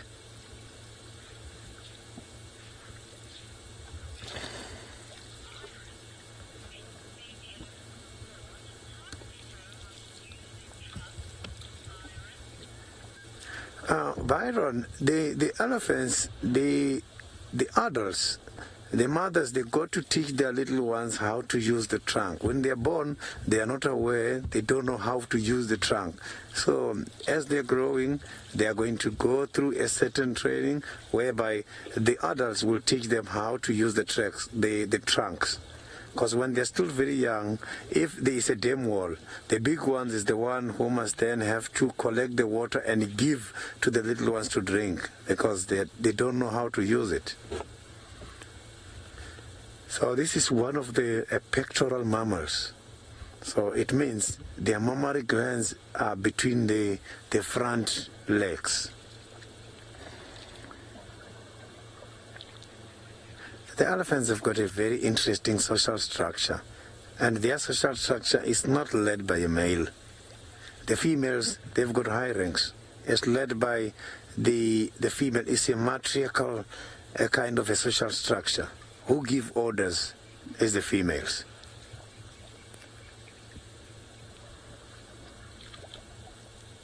Still drinking, eh? They were very much thirsty. So the elephants, they like to swim.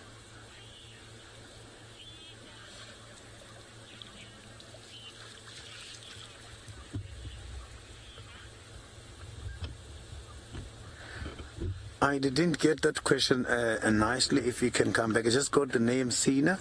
And what is that question again?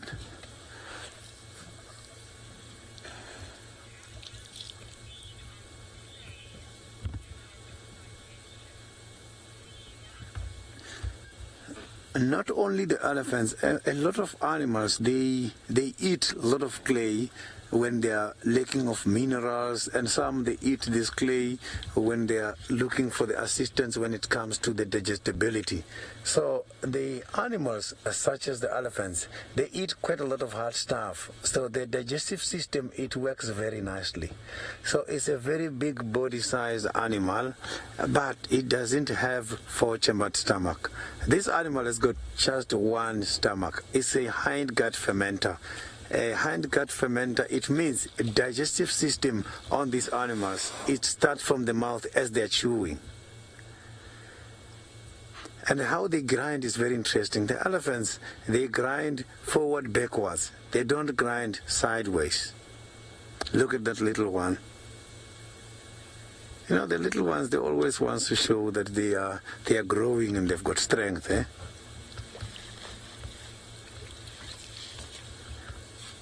This is quite a very lovely sighting.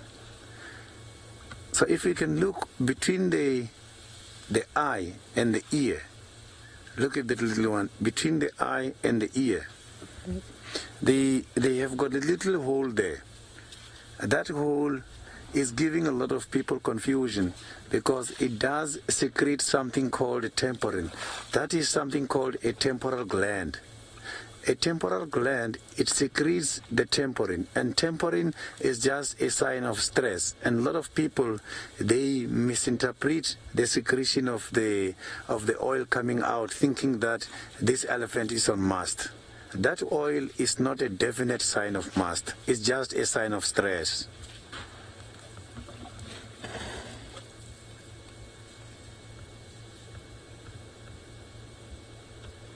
Oh, they can be very quiet. Maybe they're going to swim for us.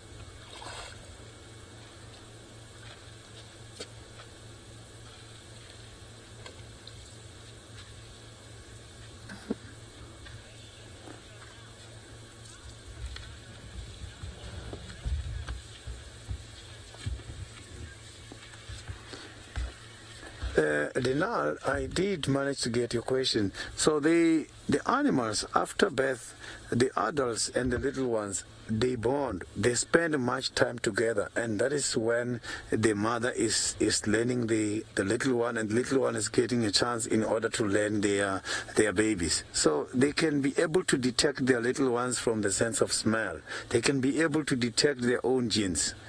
So animals are very, very, very much gifted.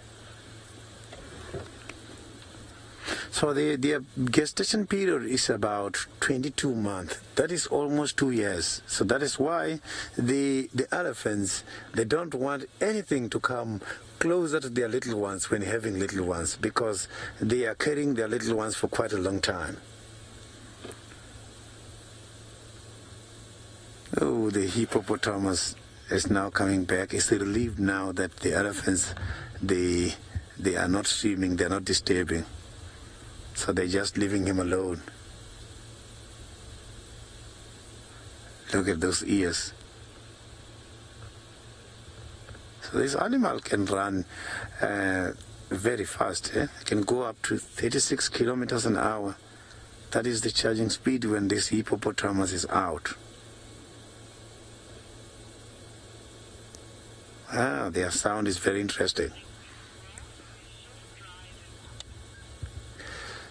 Yeah, I am going to carry on and try to see if I can find the leopards. We were just accidentally came across the elephants coming to drink. And now I'm going to take you to Ralph, who is going to show us something interesting on the other side.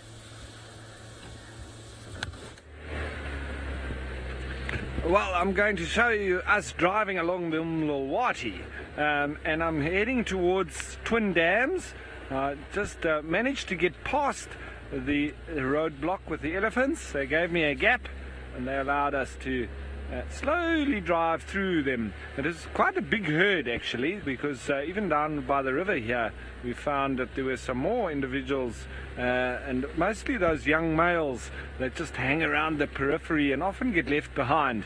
And then you can very often see them, all of a sudden they realize that the herd has moved off, and then they get into a panic and they trumpet and try and catch up with the herd when they all of a sudden realize that they've moved off and get a bit of a fright. But yeah, so a reasonably sized herd, I would say. I'm just coming along down here. I always got my eyes open for some of the owls that like to hang around in these big leadwoods and jackalberries down in this, next to this drainage line here. So always just checking out. There's a very big leadwoods that we've got as we drive through here. Nice in the soft sand, especially when it's hot. This is one of the areas that I do like to come and check.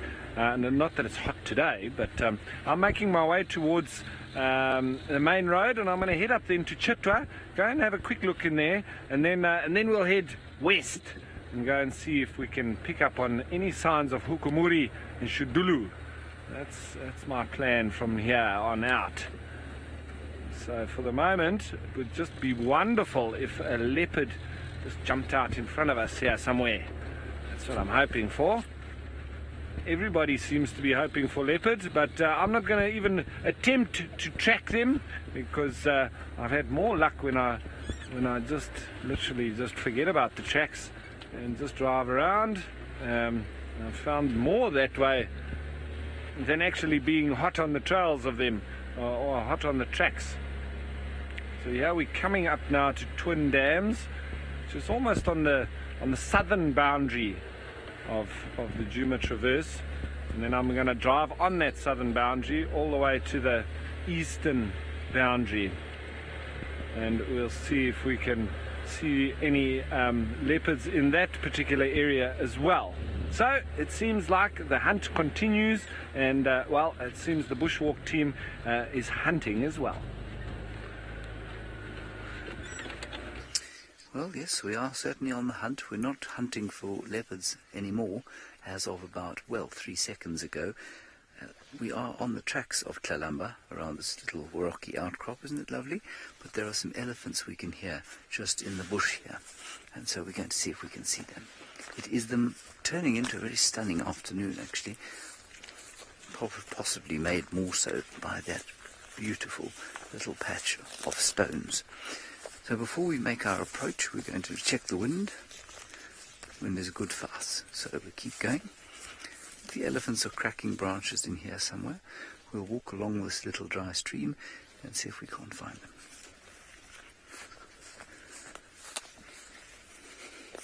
Obviously we need to be as silent as we can. We need to keep checking the wind. We need to be cognizant of what sort of vegetation they're in, so that we can find cover should we see them. Ideally also you want to keep height, so that we'll have a height advantage should we see them. And also, very importantly, we must keep an eye. Oh, you're right. Sebastian stood on something. Important to keep an eye 360 degrees around you, because you can become very focused on the sound you've heard, and then suddenly you'll be snuck up upon by something else. So let's walk through here into the setting sun. Very pretty.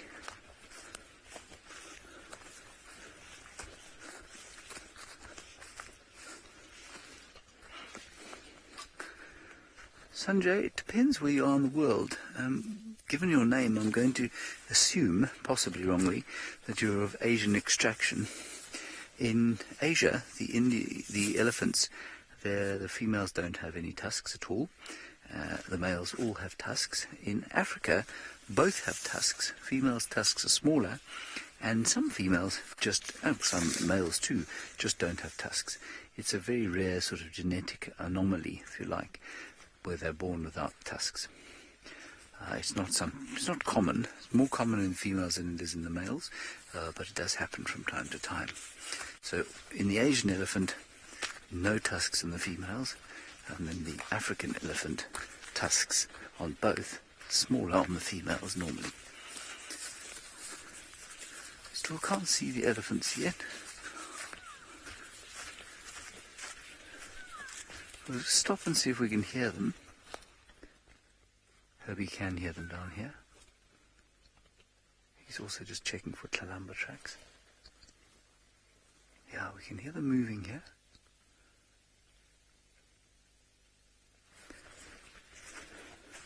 Wind is still good for us. I was hoping to find them the other side of this little dry stream, because then we'd have a slightly safer vantage. That's okay, we just approach with caution. As the black-collared barbet calls behind us. Doop, paddly, doop, paddly, doop, paddly, doop, paddly, doop, paddly. as we get closer, we'll start to listen more and more closely, stop more and more often.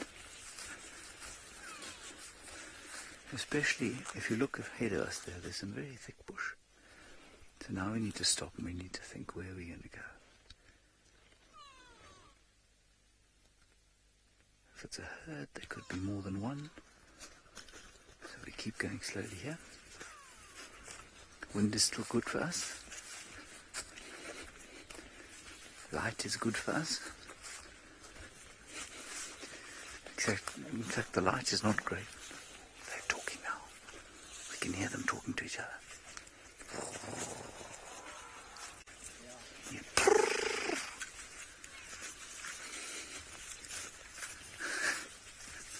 They're quite far, actually. Let's just keep going down through here. Yeah, I think stay with me for this little walk. It's quite nice to see the whole approach sometimes, as opposed to just coming and over once we've found them. So we're getting a bit thicker, walking a bit more slowly, more carefully.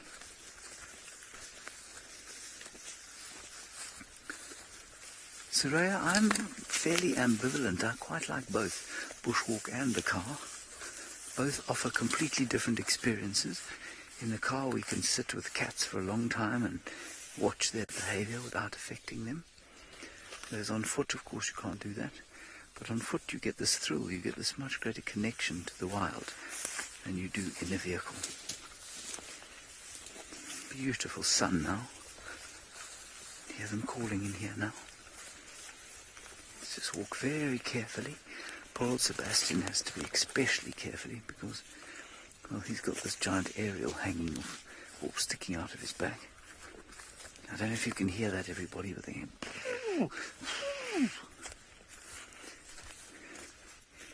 here something died and was eaten. Quite close here. We think there might actually be a vehicle approaching from the other side. Just need to be careful, because what you don't want is for a vehicle to get in the way. Sebastian is having a dreadful time back there. There we go. He's made it through. Okay, let's keep going through here. I think they're moving slightly further away, so let's try and catch up with them. You go to Sydney and a bird.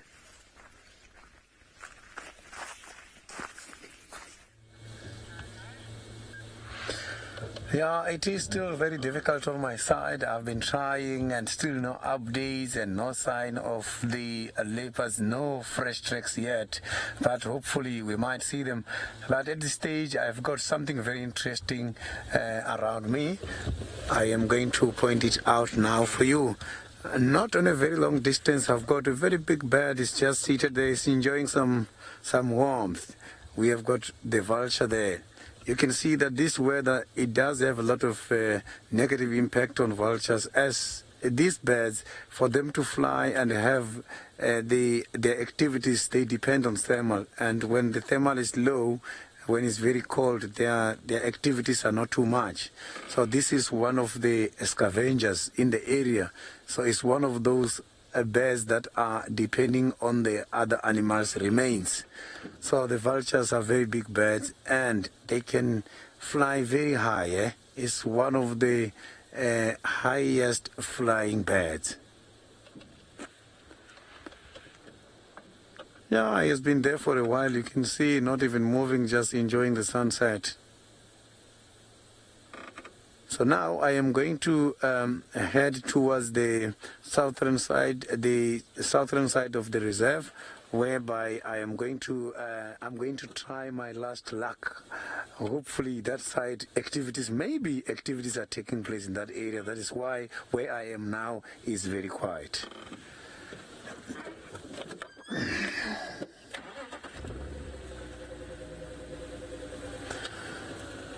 Yeah, I am now going to take you down to Chitwa Dam, whereby there is some activities taking place, and I hope you'll enjoy them.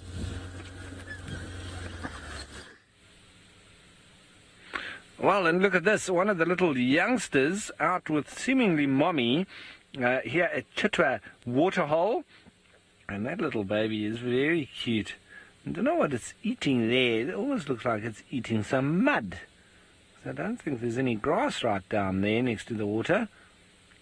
And he's also just being full of nonsense like the little baby elephants were. And the youngsters always are. And always full of play and having fun. It's always great watching the little ones. Mommy out with this weather. She's obviously feeling a little bit peckish. So she started having a bit of a graze there. Oh, and you saw that spout of air being blown out with a bit of water from one of the other ones there. It's quite incredible because I've actually been sleeping in a tent in the presence of hippos walking past. And while they're grazing like that, like Mommy's doing there, it's incredible the sound that it makes because it's like a... Oh, there's a bit of activity there. A bit of argy-bargy. Lots of hippos here at Chitwa Waterhole. And there looks to be that white bird is a African spoonbill. There we go. He's starting to do a bit of his characteristic feeding method. Sways his bill backwards and forwards. And sees if he can feel anything there. Anything from little invertebrates and arthropods. See there? He's walking through. Anything from tadpoles to... larvae of dragonflies or even fish and little crabs or anything like that. Going for all sorts. It seems to be the same individual that I've seen here for quite a while now, but very characteristic feeding method that of the African spoonbill. The yellow-billed storks can also do very similar as well. So that's all very exciting. And it seems very exciting. The bushwalk team have managed to get to those big guys on foot. All right, we're in amongst this herd now. We're not quite in amongst it. They're over there in the thick bush. We're going to try and find a little vantage point on top of which we can look at them. They're probably about 30 meters or so, 100 feet from us, maybe a bit more. So let's go through here. You just saw probably the back end of an elephant.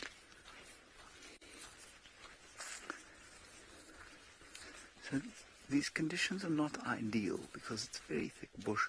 We have no height advantage. And so what we're going to try and do, we know of a termite mound not too far from here. The wind is still fine, blowing from them towards us.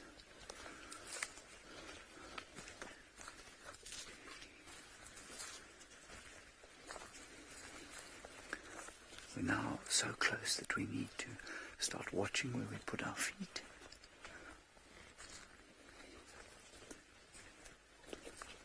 And the human foot is one of the noisiest feet you can imagine because there's a vast surface area compared with most feet on the ground.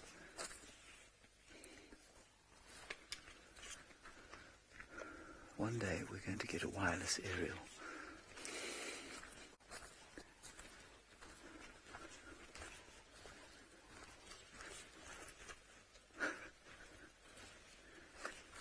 Poor old Sebastian's getting caught again and again by vicious bushes.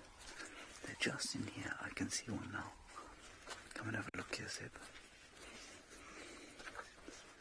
There they are, right there. Not far away. The wind is still good for us. Now it's now that you don't want to make a noise. Got to be 360 degrees aware because this is a largish herd. And so they are quite widely spread. There's quite a nice view over here, Seb. Come over this way. Okay, watch out for the trees here. They're in a broad front along there like that. We're just going to go through here.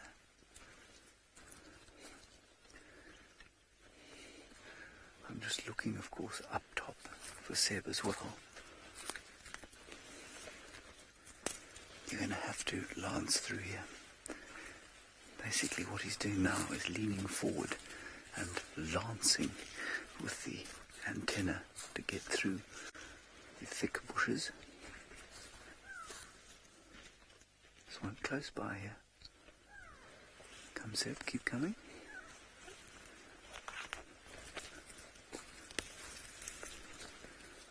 Beastly.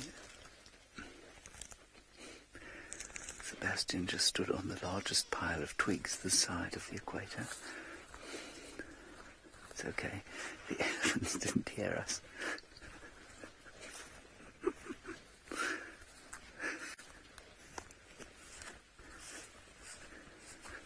Robert, you say you're very excited because elephants are your favourite. They are great fun, but they're not to be taken lightly. And so we're just being very careful. Oh, there's a nice view here of an elephant's buttocks. That one's a bit further away than the other one. Very nice. This is a big herd. It's across a very wide front.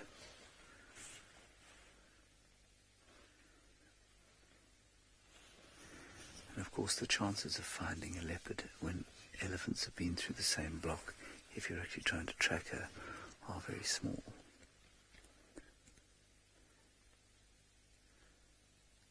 It remains a very chilly afternoon. As the sun disappears, you can really feel it starting to get colder.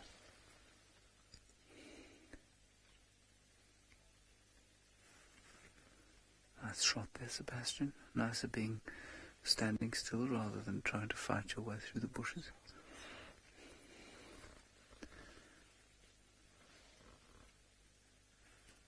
So while Seb shoots there, Herbert and I are looking around continuously, just in case one should emerge from a bush somewhere close by.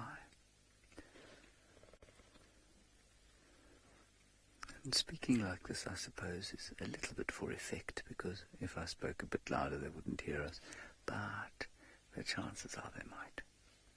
If there was an elephant close by, or a bird close by that suddenly got a fright, or a steenbok or something like that, they might run off and give these elephants a fright. They'd look towards us and probably see us. And they'd probably just stand there because they're quite far away, but they'd have been affected by us. So this, at the moment, is what we'd call a successful walk, because we are viewing the animals on foot, obviously, and they have not seen us, and they have not reacted to us at all.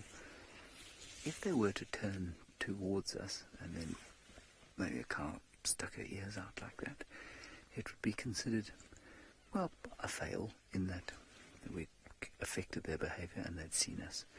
If she turned towards us, looked like this, and just carried on going, well, then that would be okay. It's a fail when you start to affect animal behaviour on foot, because of course they see us as predators. You don't pass every walk, it's simply impossible, but that's the kind of standard we go for. We view animals without them knowing that we're there.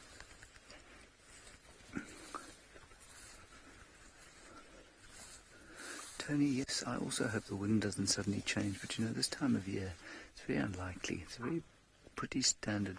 It's an alarm calling kudu, right through the middle of the herd. This time of year, this wind blows from the south just about always. In the summer storms it can swirl, but it wouldn't do that now. So these alarm calls are straight through the middle of that herd of elephants. Obviously we can't walk there, but we've sent a vehicle around that side. That's so frustrating.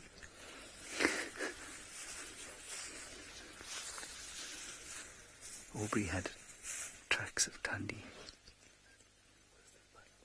We'll wait here. We're going to wait here, because it's not far. It's just the other side of the Elise. It's right here. We'll wait here and see what happens. Elephants we can't see anymore, I'm afraid. They've disappeared into some thickish bush. But if they see a predator, they'll start to shout.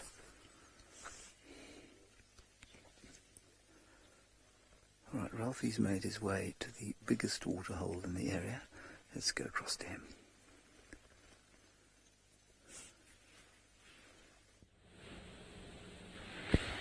Well, that crocodile there, actually Craig pointed it out to me because I was so intently watching the spoonbill moving and doing his hunting that I didn't even notice the croc was there.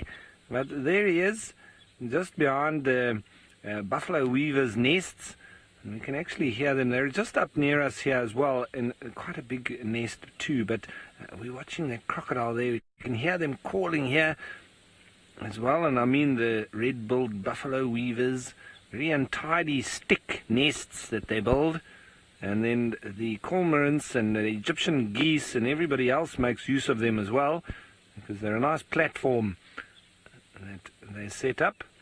So much like the sociable weavers and the hammerkop nests, they make very good platforms. All of these very messy type builders of these nests, and so there comes a red-billed buffalo weaver, just landed on top there. And you'd be making that kind of chirpy. There's another one. Also cooperative breeders. And you have the oxpeckers as well that use those nests then too. They'll almost parasitize on the red-billed buffalo weavers and go in and make a nest on the side of these big nests that they build with the sticks. And because the oxpeckers also make nests out of sticks, but now that the red-billed buffalo weavers start this whole platform type thing, and they often move in as well. We have lots of birds which parasitize on the others. Oh, look there on the opposite bank once again, those Egyptian geese with the little goslings. Oh, the one's got a limp. Now, I'm sure you guys have probably seen these before, but that's the first time I've seen them. That one's got quite a bad limp on it. I don't know if he'll be making it for too much longer if he carries on like that. It'll be easy pickings for anything that wants to have a little snack. It could be a nice meal for a jackal, or a honey badger, or a crocodile, or anything like that, but they've got to get past the adults. They can be very aggressive themselves. How many are there? 1, 2, 3, 4, 5, is it? Seems like 1, 2, 3, 4, 5, yep. One adult. And Egyptian geese do breed quite prolifically. And a lot of their natural predators have, especially in the sort of suburban areas, have been taken out. So they really are doing well in the sort of Johannesburg, Pretoria areas along the riverine systems like the Vaal River and the Klip River and all the tributaries, the Orange River, all of those. And I put it down to the otters being dwindling. And they would be a very good natural predator of Egyptian geese, goslings, keeping them under control. But they also do sort of have a bit of a conflict with the guinea fowl in many areas that I've seen. As a spotted thickney or a water thickney looks like more like just walking along the bank there. And so they do come into conflict for roosting and nesting areas with the guinea fowl. The guinea fowl like to roost in the same areas that the Egyptian geese in the evenings as well. So there can be a bit of conflict there. But the geese generally win, although the guinea fowl have got the numbers. So it's once again full of birds here next to the Chitwa waterhole. Lots of them. And you see these Egyptian geese, very vegetarian, just moving through, eating little grass and so on. Now, Tina, these Egyptian geese can be aggressive towards humans. If you had to go there where these little chicks are now, they make a hell of a racket, and they can get quite hissy. And where I stay in Port Alfred, and you can hear now there's some 1, 2, 3, 4, 5 flying across. Well, you can hear that noise that they're making there. Where I live in Port Alfred, that's on the Cowie River. one of the many rivers that come in the Eastern Cape there, apart from the Bushmans and the Kruger River and the Fish River. We have the Kawi River, a lot of Egyptian geese on there as well. And the other day I was sitting at a restaurant which is right on the bank of the river, and there were some Egyptian geese there. They were very tame. They're walking around where you're sitting, just enjoying the nice, having lunch on the banks of the river. And there's some domestic cats that were walking around there too. When the domestic cat, you would think, would be able to take out an Egyptian goose, well, the Egyptian goose walked over towards the cats, hissed at them and pecked at them, and the cats all went running. So, they're not even scared of cats. I think it'd have to be a bit of a bigger one, like maybe a caracal or so, and that would be able to catch and eat an Egyptian goose. But those little goslings, yes, would be vulnerable, but with mommy or daddy around, they wouldn't stand a chance. They'd have to be left behind. All right. I think this has been a wonderful little birding excursion. I'm going to now head in a westerly direction and see if we can find any signs of Hukumuri and Shudulu. But, while we head in that direction, it seems Sydney has found someone's dung.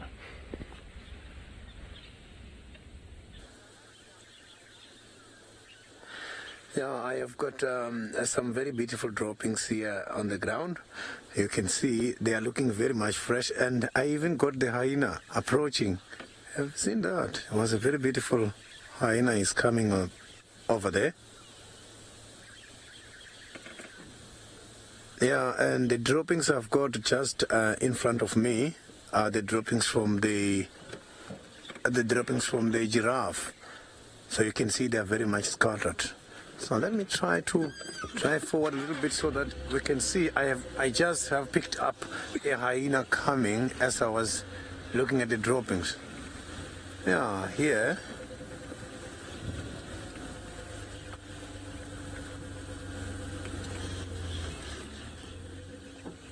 Oh, I've got a laughing hyena. It's a very beautiful sight. It's trying to ignore me.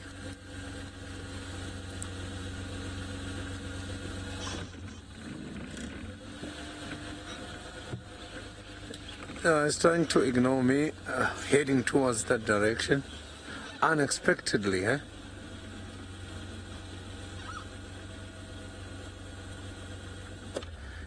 It's one of those animals with a very beautiful call. Oh, look at the giraffe is trying to escort the hyena. So things are happening here. So this giraffe has been following the hyena all the way from that side, and now is making sure that this hyena has disappeared.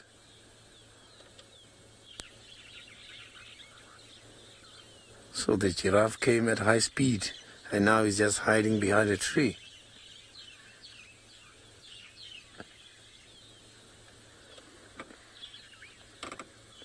Yeah, let me just pull forward a little bit and see what's going on.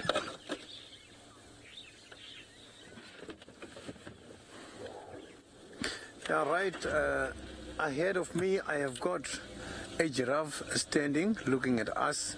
I'm just gonna try and approach much closer so that we can have a very good sighting. So let's see. So the hyena just got disappeared. Nature is very much interesting, eh? We were talking about the droppings. As I've started, the hyena appeared. Shortly after that, the giraffe came. So what we are seeing now, the animal we are approaching is one of the large mammals. When that animal is standing, you can see it's very much tall, eh? Very, very dark spots.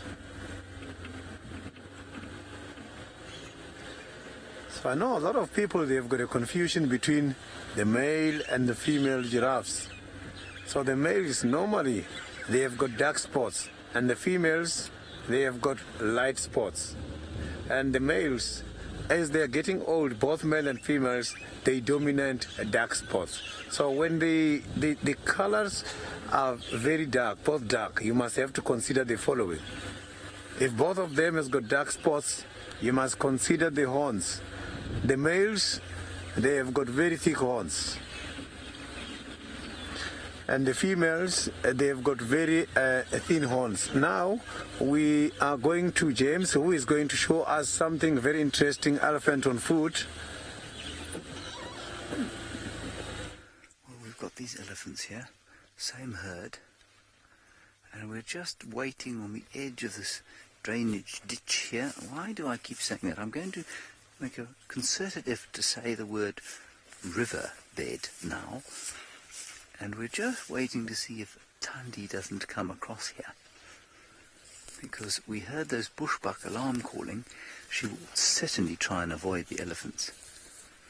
And so we're in a good position if she comes this way. I suspect what she will have done, however, is turn towards the east to get around the herd rather than trying to sneak straight through it. But who knows? That elephant moved now, Seb. No, she's still there. Let's have a look at the Ellie there. Now we are a little bit out in the open, but we know that that's kind of the vanguard of the herd, so we can get out of the way if we need to. She's just shaking her head at something. I think it's another elephant. I doubt it's Thandi the leopard. Leopards are so unbelievably stealthy. But elephants are pretty sharp.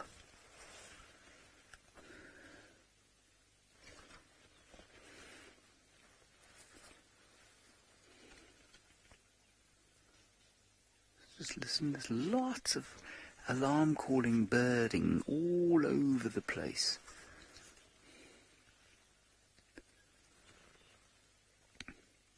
Oh, Josh, absolutely elephants can survive without tusks. Female Asian elephants do it very successfully, and there are plenty of elephants here that don't have tusks, and they survive just fine. It's not as easy for them. They need those tusks, especially this time of year, to scrape away the bark from trees. That's what they use them for predominantly. There's no real chance of them being, say, unable to defend themselves without tusks, but I think it's probably just a little bit more difficult for them to eat, especially in the winter time. But yeah, they can get away with not having tusks. In big fights, bulls will use their tusks, so if you're a big bull and you've got no tusks, then I suppose it'd be quite difficult to assert your dominance in any kind of fight. So they are definitely very useful, very important, but it's not impossible to survive without them.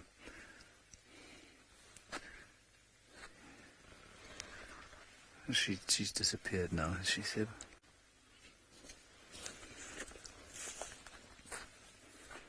We're still just waiting here to see if we don't get very lucky. Come over the side, Seb. Paula, it depends if you're asking about in camp or in the bush.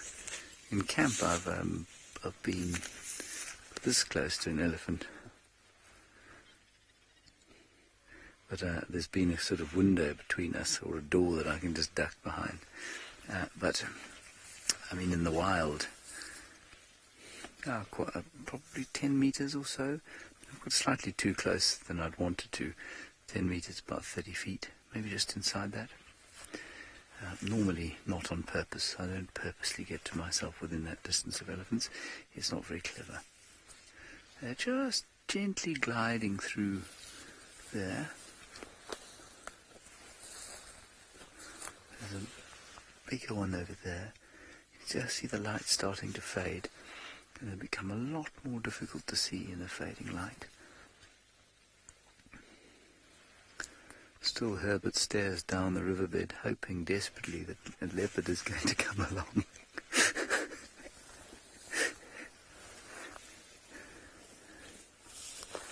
There's the large bottom of an elephant crossing over here.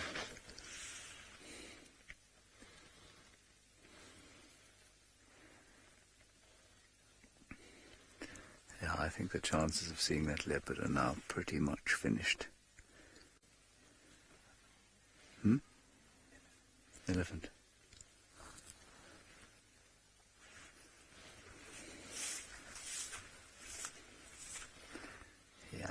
about the best view of the eddies we're going to get for now. They might come out again.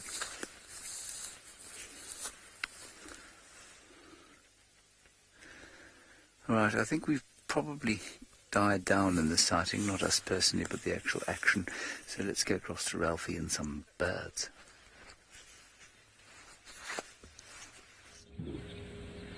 Well, this fish eagle here next to Chitwa, he is feeling the cold, I would say, because normally when you get this close to them, they generally fly off.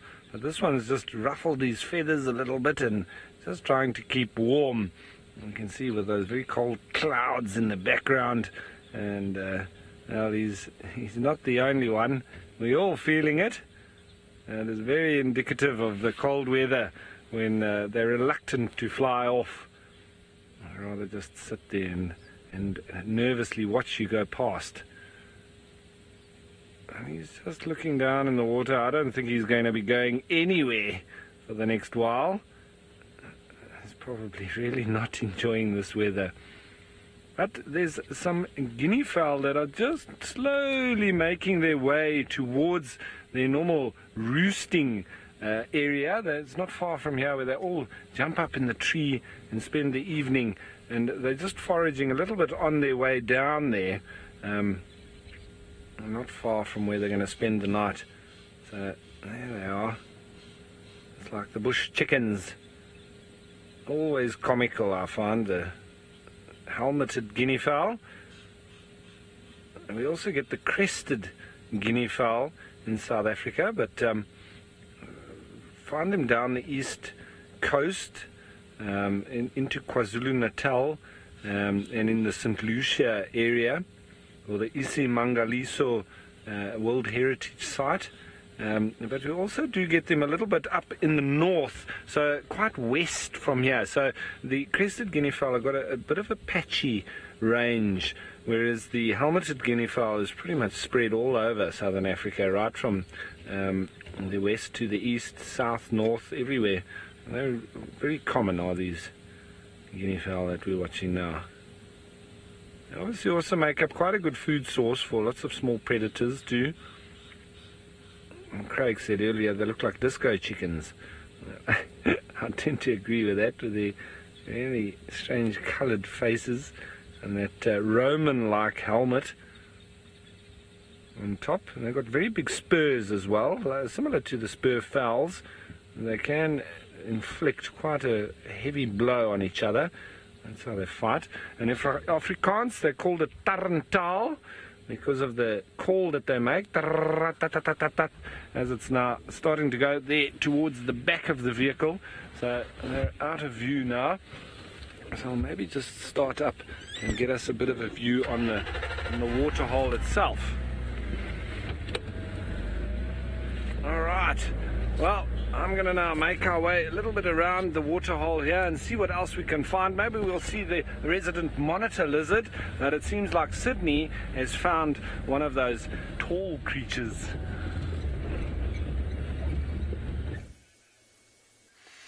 Yeah, I've got a very interesting animal just ahead of me, the giraffes. So a group of giraffes together is called a journey of giraffe. They are very much relaxed, stationary feeding. These animals is one of those animals whereby when you are lacking of calcium in the bush, you're gonna have to eat their droppings, because they also eat a lot of bones from the other old dead animals. So their droppings is also consisted of some of the calcium. So the giraffes, they give birth after a very long period of pregnancy of about 15 to 16 months. And they give birth while they're standing, same like the elephants. So the little one has to hit the ground as a wake-up call in order to kickstart their life. So earlier on, I was explaining to you, before we were interrupted by the hyena, that the difference between the male and female is that the males, they've got dark spots, and females, they've got light spots. But if both of them has got dark spots, you must have to consider the following. Consider the thickness of the horns. Males, they have got thick horns. Females, they have got thin horns. And males on top of their horns, they don't have hairs. Females, they have got hairs. In fact, the giraffe doesn't have horns. What you are seeing there now is something which is called an oxycone. An oxycone is consisted of a bone and a skin. A horn is something which is consisted of a bone and a keratin. So that is very beautiful, eh? Right, if you can check at the bottom of the oxycones, just between the ears and the oxycones, they have got something, they have got a bump there. So if you can check there, they've got a big hump, and that hump is where they are storing the calcium. Just look at the ears. You see, the whole body is camouflaged except behind the ears. And that is the only part which is not camouflaged because it is there for a reason. For communication, they spot each other here behind their ears. So that is what they're using for communication. You mustn't forget that the giraffes, they are lacking of a voice box. They don't vocalize. So for them to communicate silently and quietly, they've got to spread their ears every time they walk. And that is how they spot each other from long distances. Look, you see, now he's walking. You see that he's spreading the ears so that the others can see where he's going.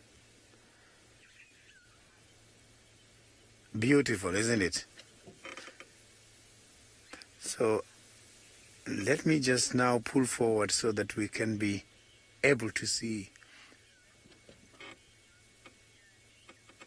The giraffes, you will see mostly shortly after birth, the female is going to isolate herself so that she can be able to learn the little ones, and the little ones can imprint the spores from the others. So males and females, they stay together in a group. But sometimes you find that the males are not there when the females are with the little ones. So males don't play a very important role when it comes to the raising of the little ones. The mother, it is her responsibility. You will see the mother together with the other young little ones. You will see the nursery group working together every time when they are nursing their little ones.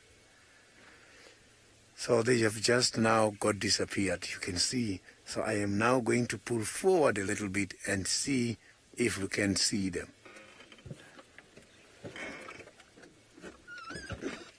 Let's move forward.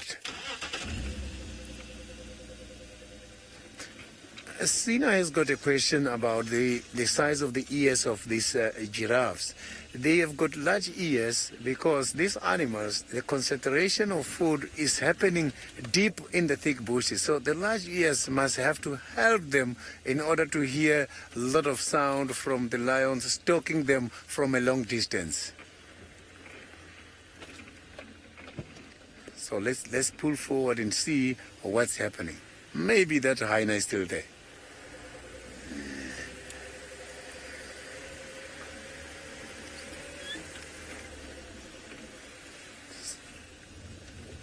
So maybe that hyena is still there. We might find something interesting.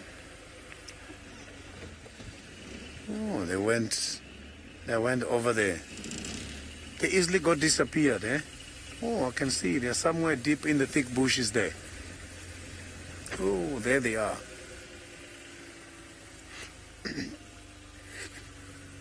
Yeah, there they are. I'm just gonna pull forward a little bit and see if we can have a better visual.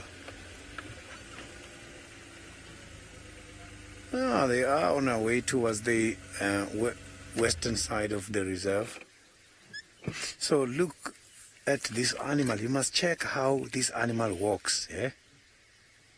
So how they walk very swiftly.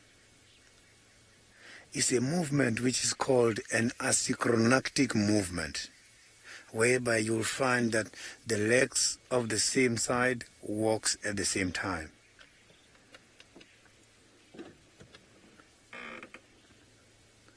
Yeah, let's just wait and see. Maybe this one's gonna...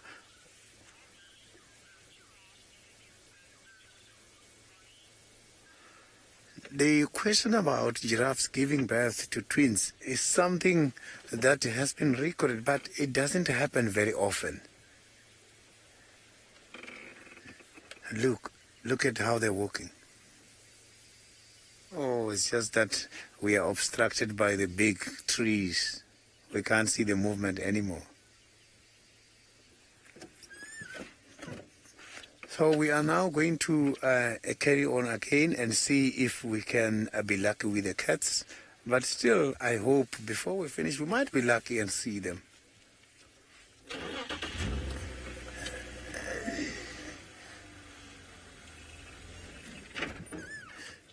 We are now going to Ralph.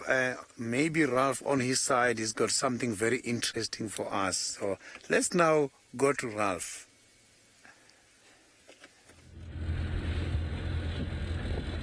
The only other interesting thing I've got is corrugations on the road. This is Gowrie, Maine, and I'm just coming off of Chitwa soon, but I'm just looking in the area for any chance that we might actually spot Tingana. I have a feeling though that he's headed towards Little Gowrie this morning, but Tristan said he's been doing a little bit of a route like that, but anyway, I have found him in this particular area before, so I thought I'd just take a chance and just come and check out here and see if he's made his way in this direction. You never know, might have gotten lucky, but nothing for now.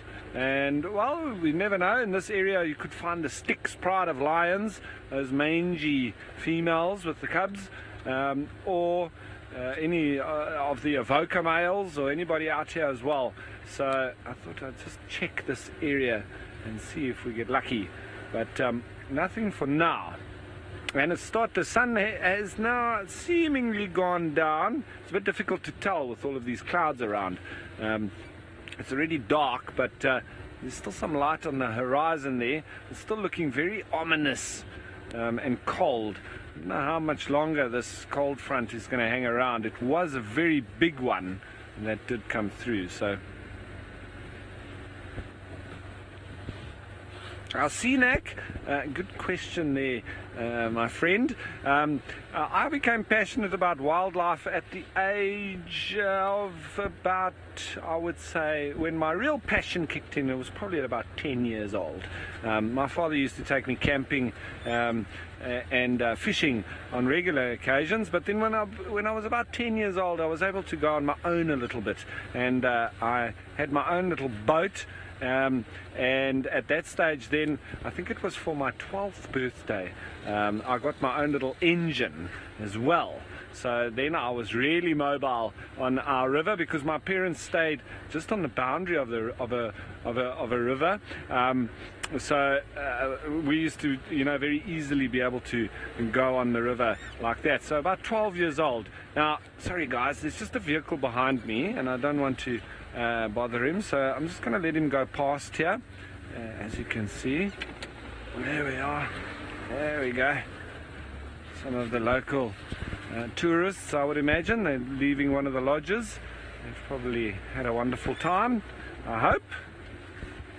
So that's it. So yeah, I would say, at about 10 to 12 years of age was when my passion for wildlife really started to flourish. Alright, so I'm going to head now in a westerly direction to where I'm hoping to find Shudulu or Hukamuri, as I've said on many occasions, and let's hope that we can find some signs of them. But, well, Sydney still seems to be with those very tall giraffe.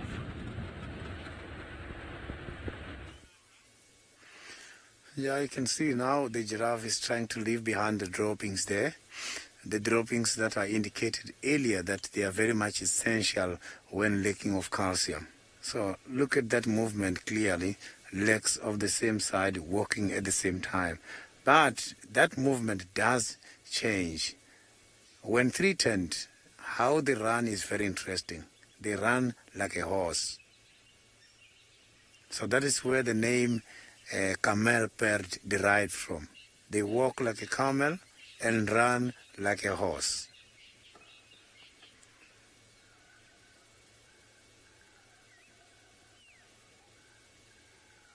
Listen to that. Sounds like a very big predator, eh? A very big sound from a small animal. So that is the sound the giraffe is listening to, coming from the small antelope, the impala.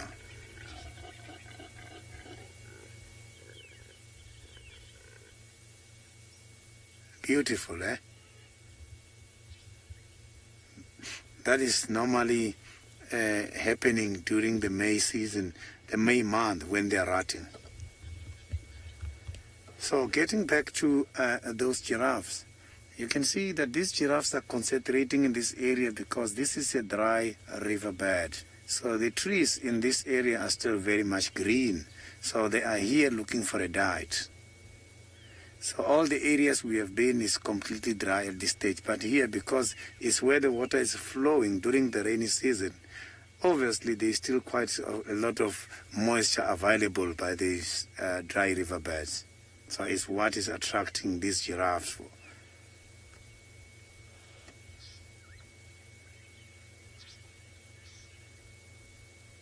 Oh, very beautiful. So the tallest animal decided to disappear. So now we can carry on again and see if we can find some cats. Maybe before we close down this afternoon, we might be lucky and come across these cats, hiding cats since this morning.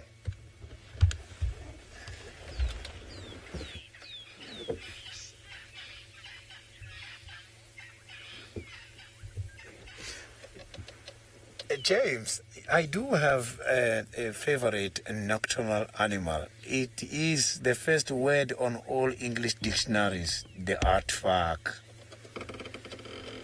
So let's see if now we can find something interesting apart from the...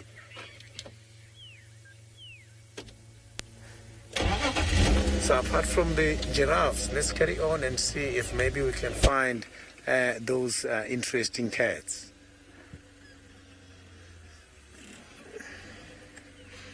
It's going to be very difficult for me now to track as it's not clear anymore. So I'm going to have to check by the trees and by the roads.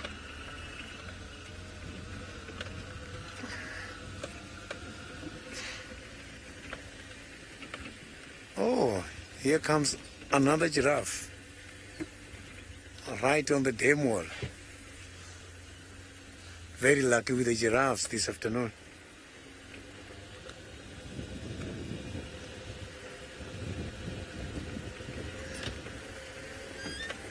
Yeah, so now I am going to try my last chance on this road where the hyena came from earlier.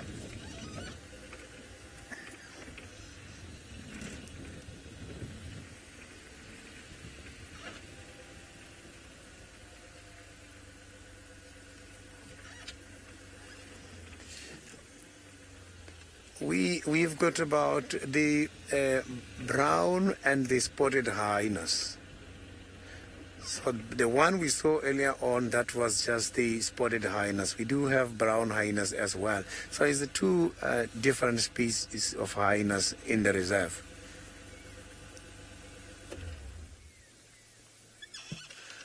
So see, the giraffes are very much interested on us today. So a few of them went towards that this western side, and this one are heading back to the southern side, to the eastern side.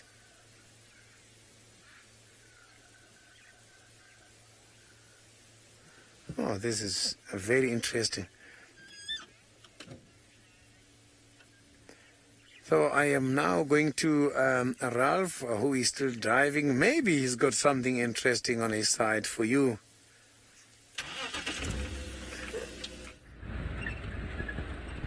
Nothing yet, Sydney. I'm still just heading in that westerly direction, running along the boundary, the southern boundary of the Djuma Traverse, and this is where I last saw the tracks of Tingana. So this is a good area to be in. He walked this way this morning, but I have a feeling he went over into Little Gowrie itself. It's difficult to tell on this road or to pick up tracks on this road because it is quite a busy road. This is where all the public vehicles would come in going through towards the lodges like Jackie Sabi House, Chitwa Chitwa, Arethusa, Chita Plains, etc. So quite a lot of lodges that would have the public coming through this main road. So difficult to tell if Tingana actually walked across this road because mostly his tracks would have been obliterated by the vehicle's tires. Now, I'm hoping that Hukumuri or Shidulu would have come in.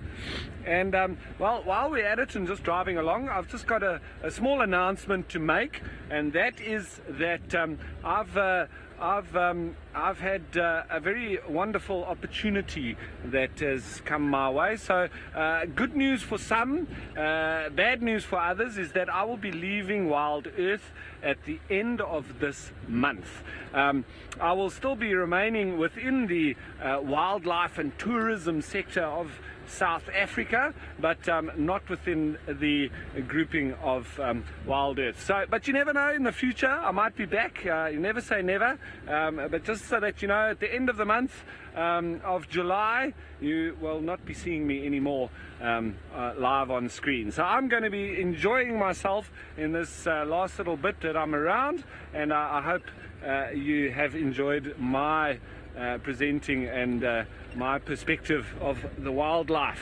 But just so that you know, no surprises, and for those that don't like me, well, good riddance for me. Anyway, that's the way it goes. Not everybody enjoys everybody, and that's just life, isn't it? But well, I've absolutely thoroughly enjoyed being on board with Wild Earth, and it'll be a sad day for me to leave. But yes, you if you ever come to visit South Africa, I will still be around. I'm not going anywhere. I've just got something that's a little bit closer to my family, and that will be quite sad. So thanks for all the good messages that have already started to come in, but it's not over yet. We've still got a good amount of time to find all sorts of things, and I'm hoping we get some very special encounters before I leave. Right, speaking of special encounters, I'd love to have one right now, as that darkness has now come across us, and I'm heading towards the actual entry gate, where that we often do find these two wonderful cats that I really like, with Shidulu and Hukumuri. I keep saying it because I think the more that I say it, the more chance we might have of seeing them. But well, while we keep looking, let's head on over to Sydney, who I think is doing exactly the same.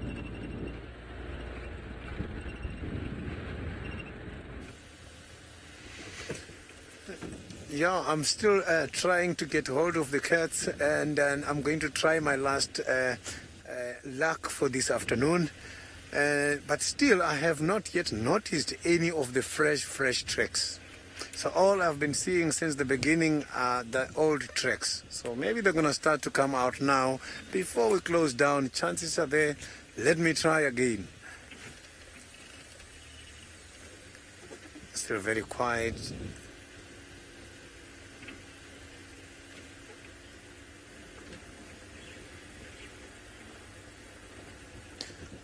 I didn't copy that question from Dina very well. If you can repeat, I just copied the days and longer.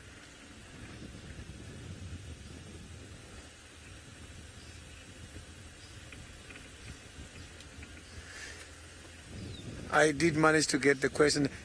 Dina, during the winter season, here in Southern Africa, we have got very short day length. We have got short day length, and the nights are much longer than the day length.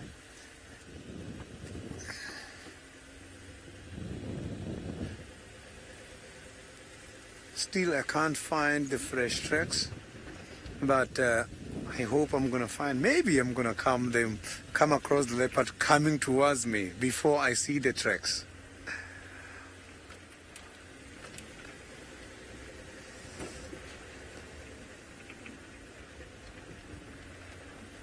Yeah, it is now getting dark a little bit, so I am now going to use the infrared when it comes to the animals.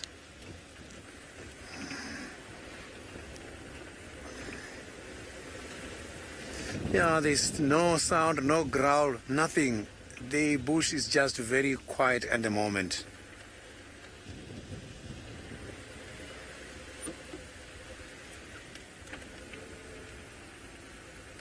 It's very interesting to experience the bush at night. But the interesting part about driving at night is there is too many surprises, because it's always very difficult to see the tracks, so you just get surprised on the road.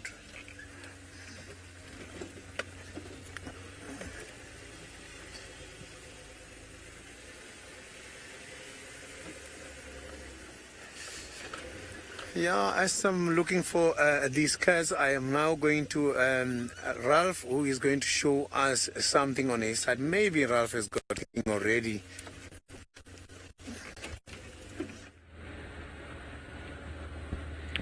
Well, it was absolutely interesting now well, we often see it, but, you know, when you're driving through the bush, you can often think that something, well, you get to know a specific sound, and well, we thought we heard a pearl-spotted owlet, but it was the ever-present trickster, the fork-tailed drongo. He was doing his mimicking of a pearl-spotted owlet.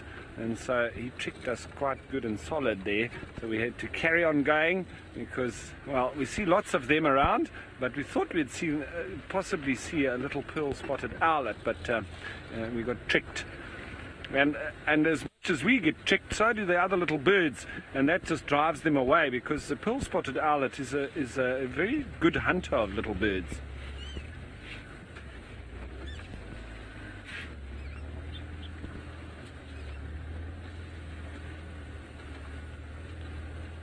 Rick, there's not too many snakes out at this time of year.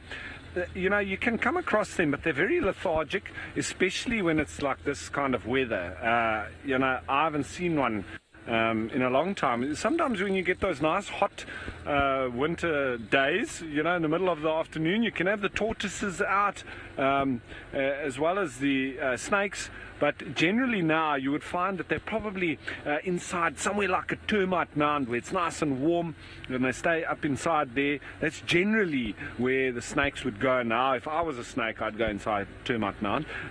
Tortoises, obviously, they can't fit inside there, so they'll go up, you know, sometimes also hold up in the thicket next to a termite mound. So a lot of the reptiles do go and use those, because those termites, even now in winter, are still keeping that temperature range between 32 and 36 degrees Celsius. So what is that? That's probably about 80 to 90 degrees Fahrenheit, maybe a bit more, maybe about around 100 degrees Fahrenheit, between 80 and 100, I would say. So nice and warm at the base of that termite mound, and obviously reptiles being ectothermic, they'd move to that. But when it is cold like this and in winter, obviously a lot less activity from the reptiles, and I would not be expecting to see any active at the moment. And if you had to see them now, they'd generally be curled up in a little ball. We used to often, when I was growing up, we used to find, you know, and I was up on the Highveld near to Johannesburg, south of Johannesburg, in a little town called Henley on Klip. That's where I grew up, on the Klip River. And well, there used to be a lot of rinkels, which is in the cobra family. In the winter, we used to find them underneath the table or in our tables outside, obviously. But they used to come in because on the Highveld in winter it gets very cold, you know, sub-zero, so it's freezing. And the snakes used to very often, you know, come and try and find some warmth near to the house. And we used to find them every winter. You know, if we moved the cupboard outside or anything that, you know, the swimming pool pump, if we opened that, there was always a snake in there. Oh, yeah, we've got a kudu, nice big female kudu, but I don't want to put the lights on there. Shame. Getting a little bit confused. There we go, girl. There we are, just with the infrared, we can now see her, and that's totally dark. Now she can look at us without getting worried. See, the lights just stunned her a little bit, and that's often what happens with kudu. They're actually quite dangerous when you're driving along the roads and on the tarmac roads near to these game reserves, because what actually happens is they see that light and it confuses them and they try to jump over it. And when you see the kudu and you're doing 120 kilometers an hour, it's right above your windscreen, and then you have a lot of carnage along these game between these game reserves on these roads that people drive quite fast, and lots of kudu get hit, and people get killed, and big car accidents, etc., because they jump over the fences, and then even a 3-meter fence, they clear it very easily, and then they get confused by the headlights of the cars, and they jump, and then, as I say, it's carnage. And you hit a big kudu like that. I mean, that kudu can be over 100 kilograms. It's not a small animal, and you hit that at 120 kilometers an hour, it's going to go rip right through the vehicle. So both the people and the animal are in big trouble around these roads. So you've got to drive with extreme caution at night. And a lot of signs, if you come to South Africa, you'll see these triangular with a red border, a triangle red bordered sign with a white and then a jumping kudu. You see those signs all over the roads here in South Africa, and sometimes they have it underneath saying extreme caution at night. But even though that's said, lots of people, it's people are people, and we're always in a hurry. I don't really worry about that, and it's more important to get there, isn't it, quickly than to be careful. So there are lots of accidents. And those are all females just wandering off into the thickets there. Right, let's get our lights going. They're not going to be confused anymore. There we go. Right, I'm going to try and look for... I'm hoping it's a little bit cold, like I said, for reptiles, so I don't think there'll be any chameleons out or anything like that. Maybe we'll see some fiery neck nightjars. If we're lucky, we'll see a leopard. But it seems I'm not the only one with my spotlight out.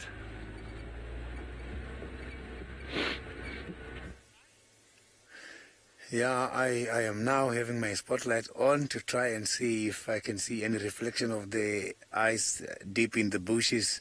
And so far, I did manage to pick up some ice. It's just that now it's very difficult to locate this animal. But it was not very far away from where I'm shining now. So I'm going to try and investigate this animal and see what it is. I'm not very sure what it is, but I hope it's one of the animals I'm looking for. Maybe. Let me try and pull forward and see if it's one of them.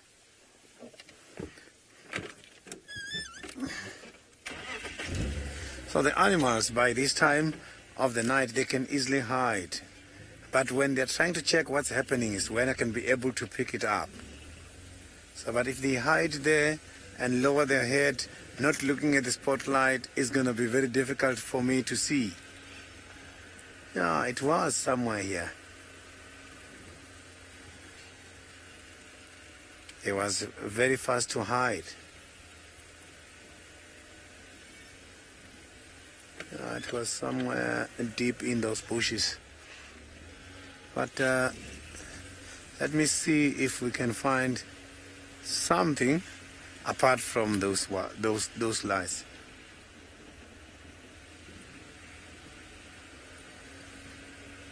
Very, very quiet at the moment, eh?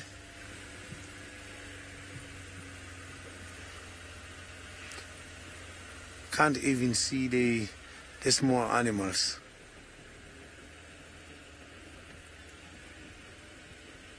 Not even the hairs are up.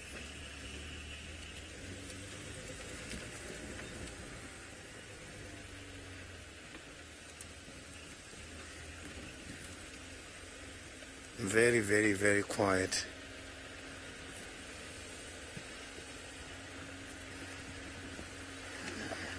We also check the ground here to see if maybe there has been some movements on the road while we were on the other side. There's still no tracks, no fresh tracks, nothing. It's not, yeah, it came off.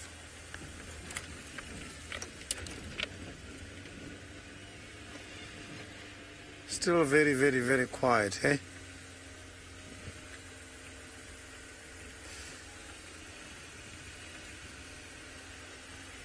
Let's see who's gonna come out first.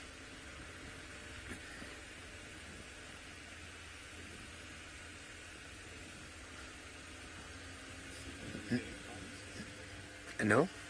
Just check on the door, see if it's plugged in properly. Oh, it's off. Yeah, I'm getting that.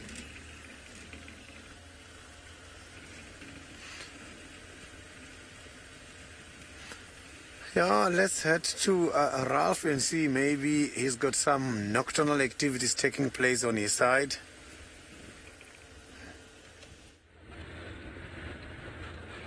Nothing yet. And while it's often, night drives can be, sometimes it can be particularly quiet.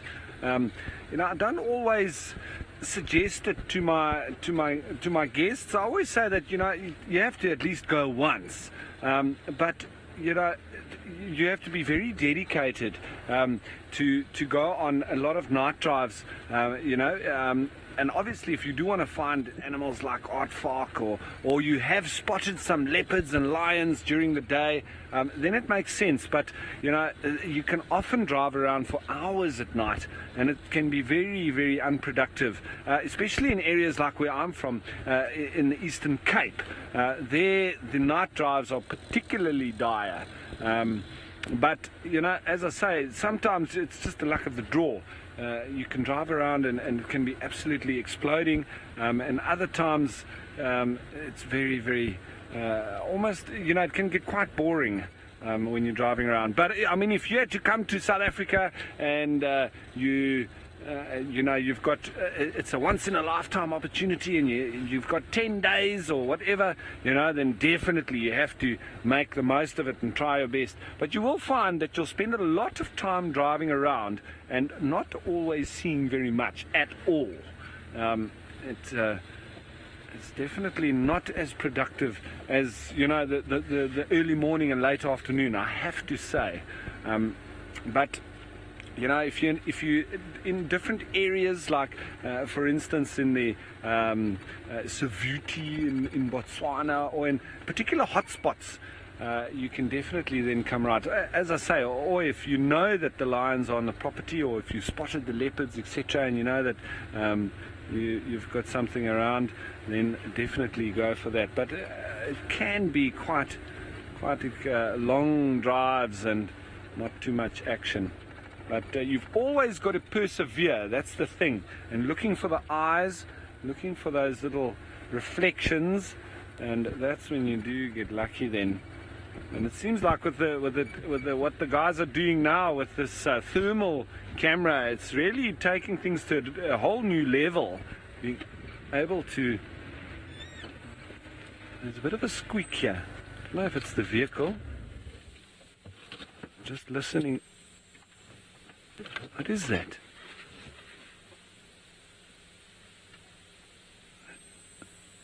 Is that a bush baby?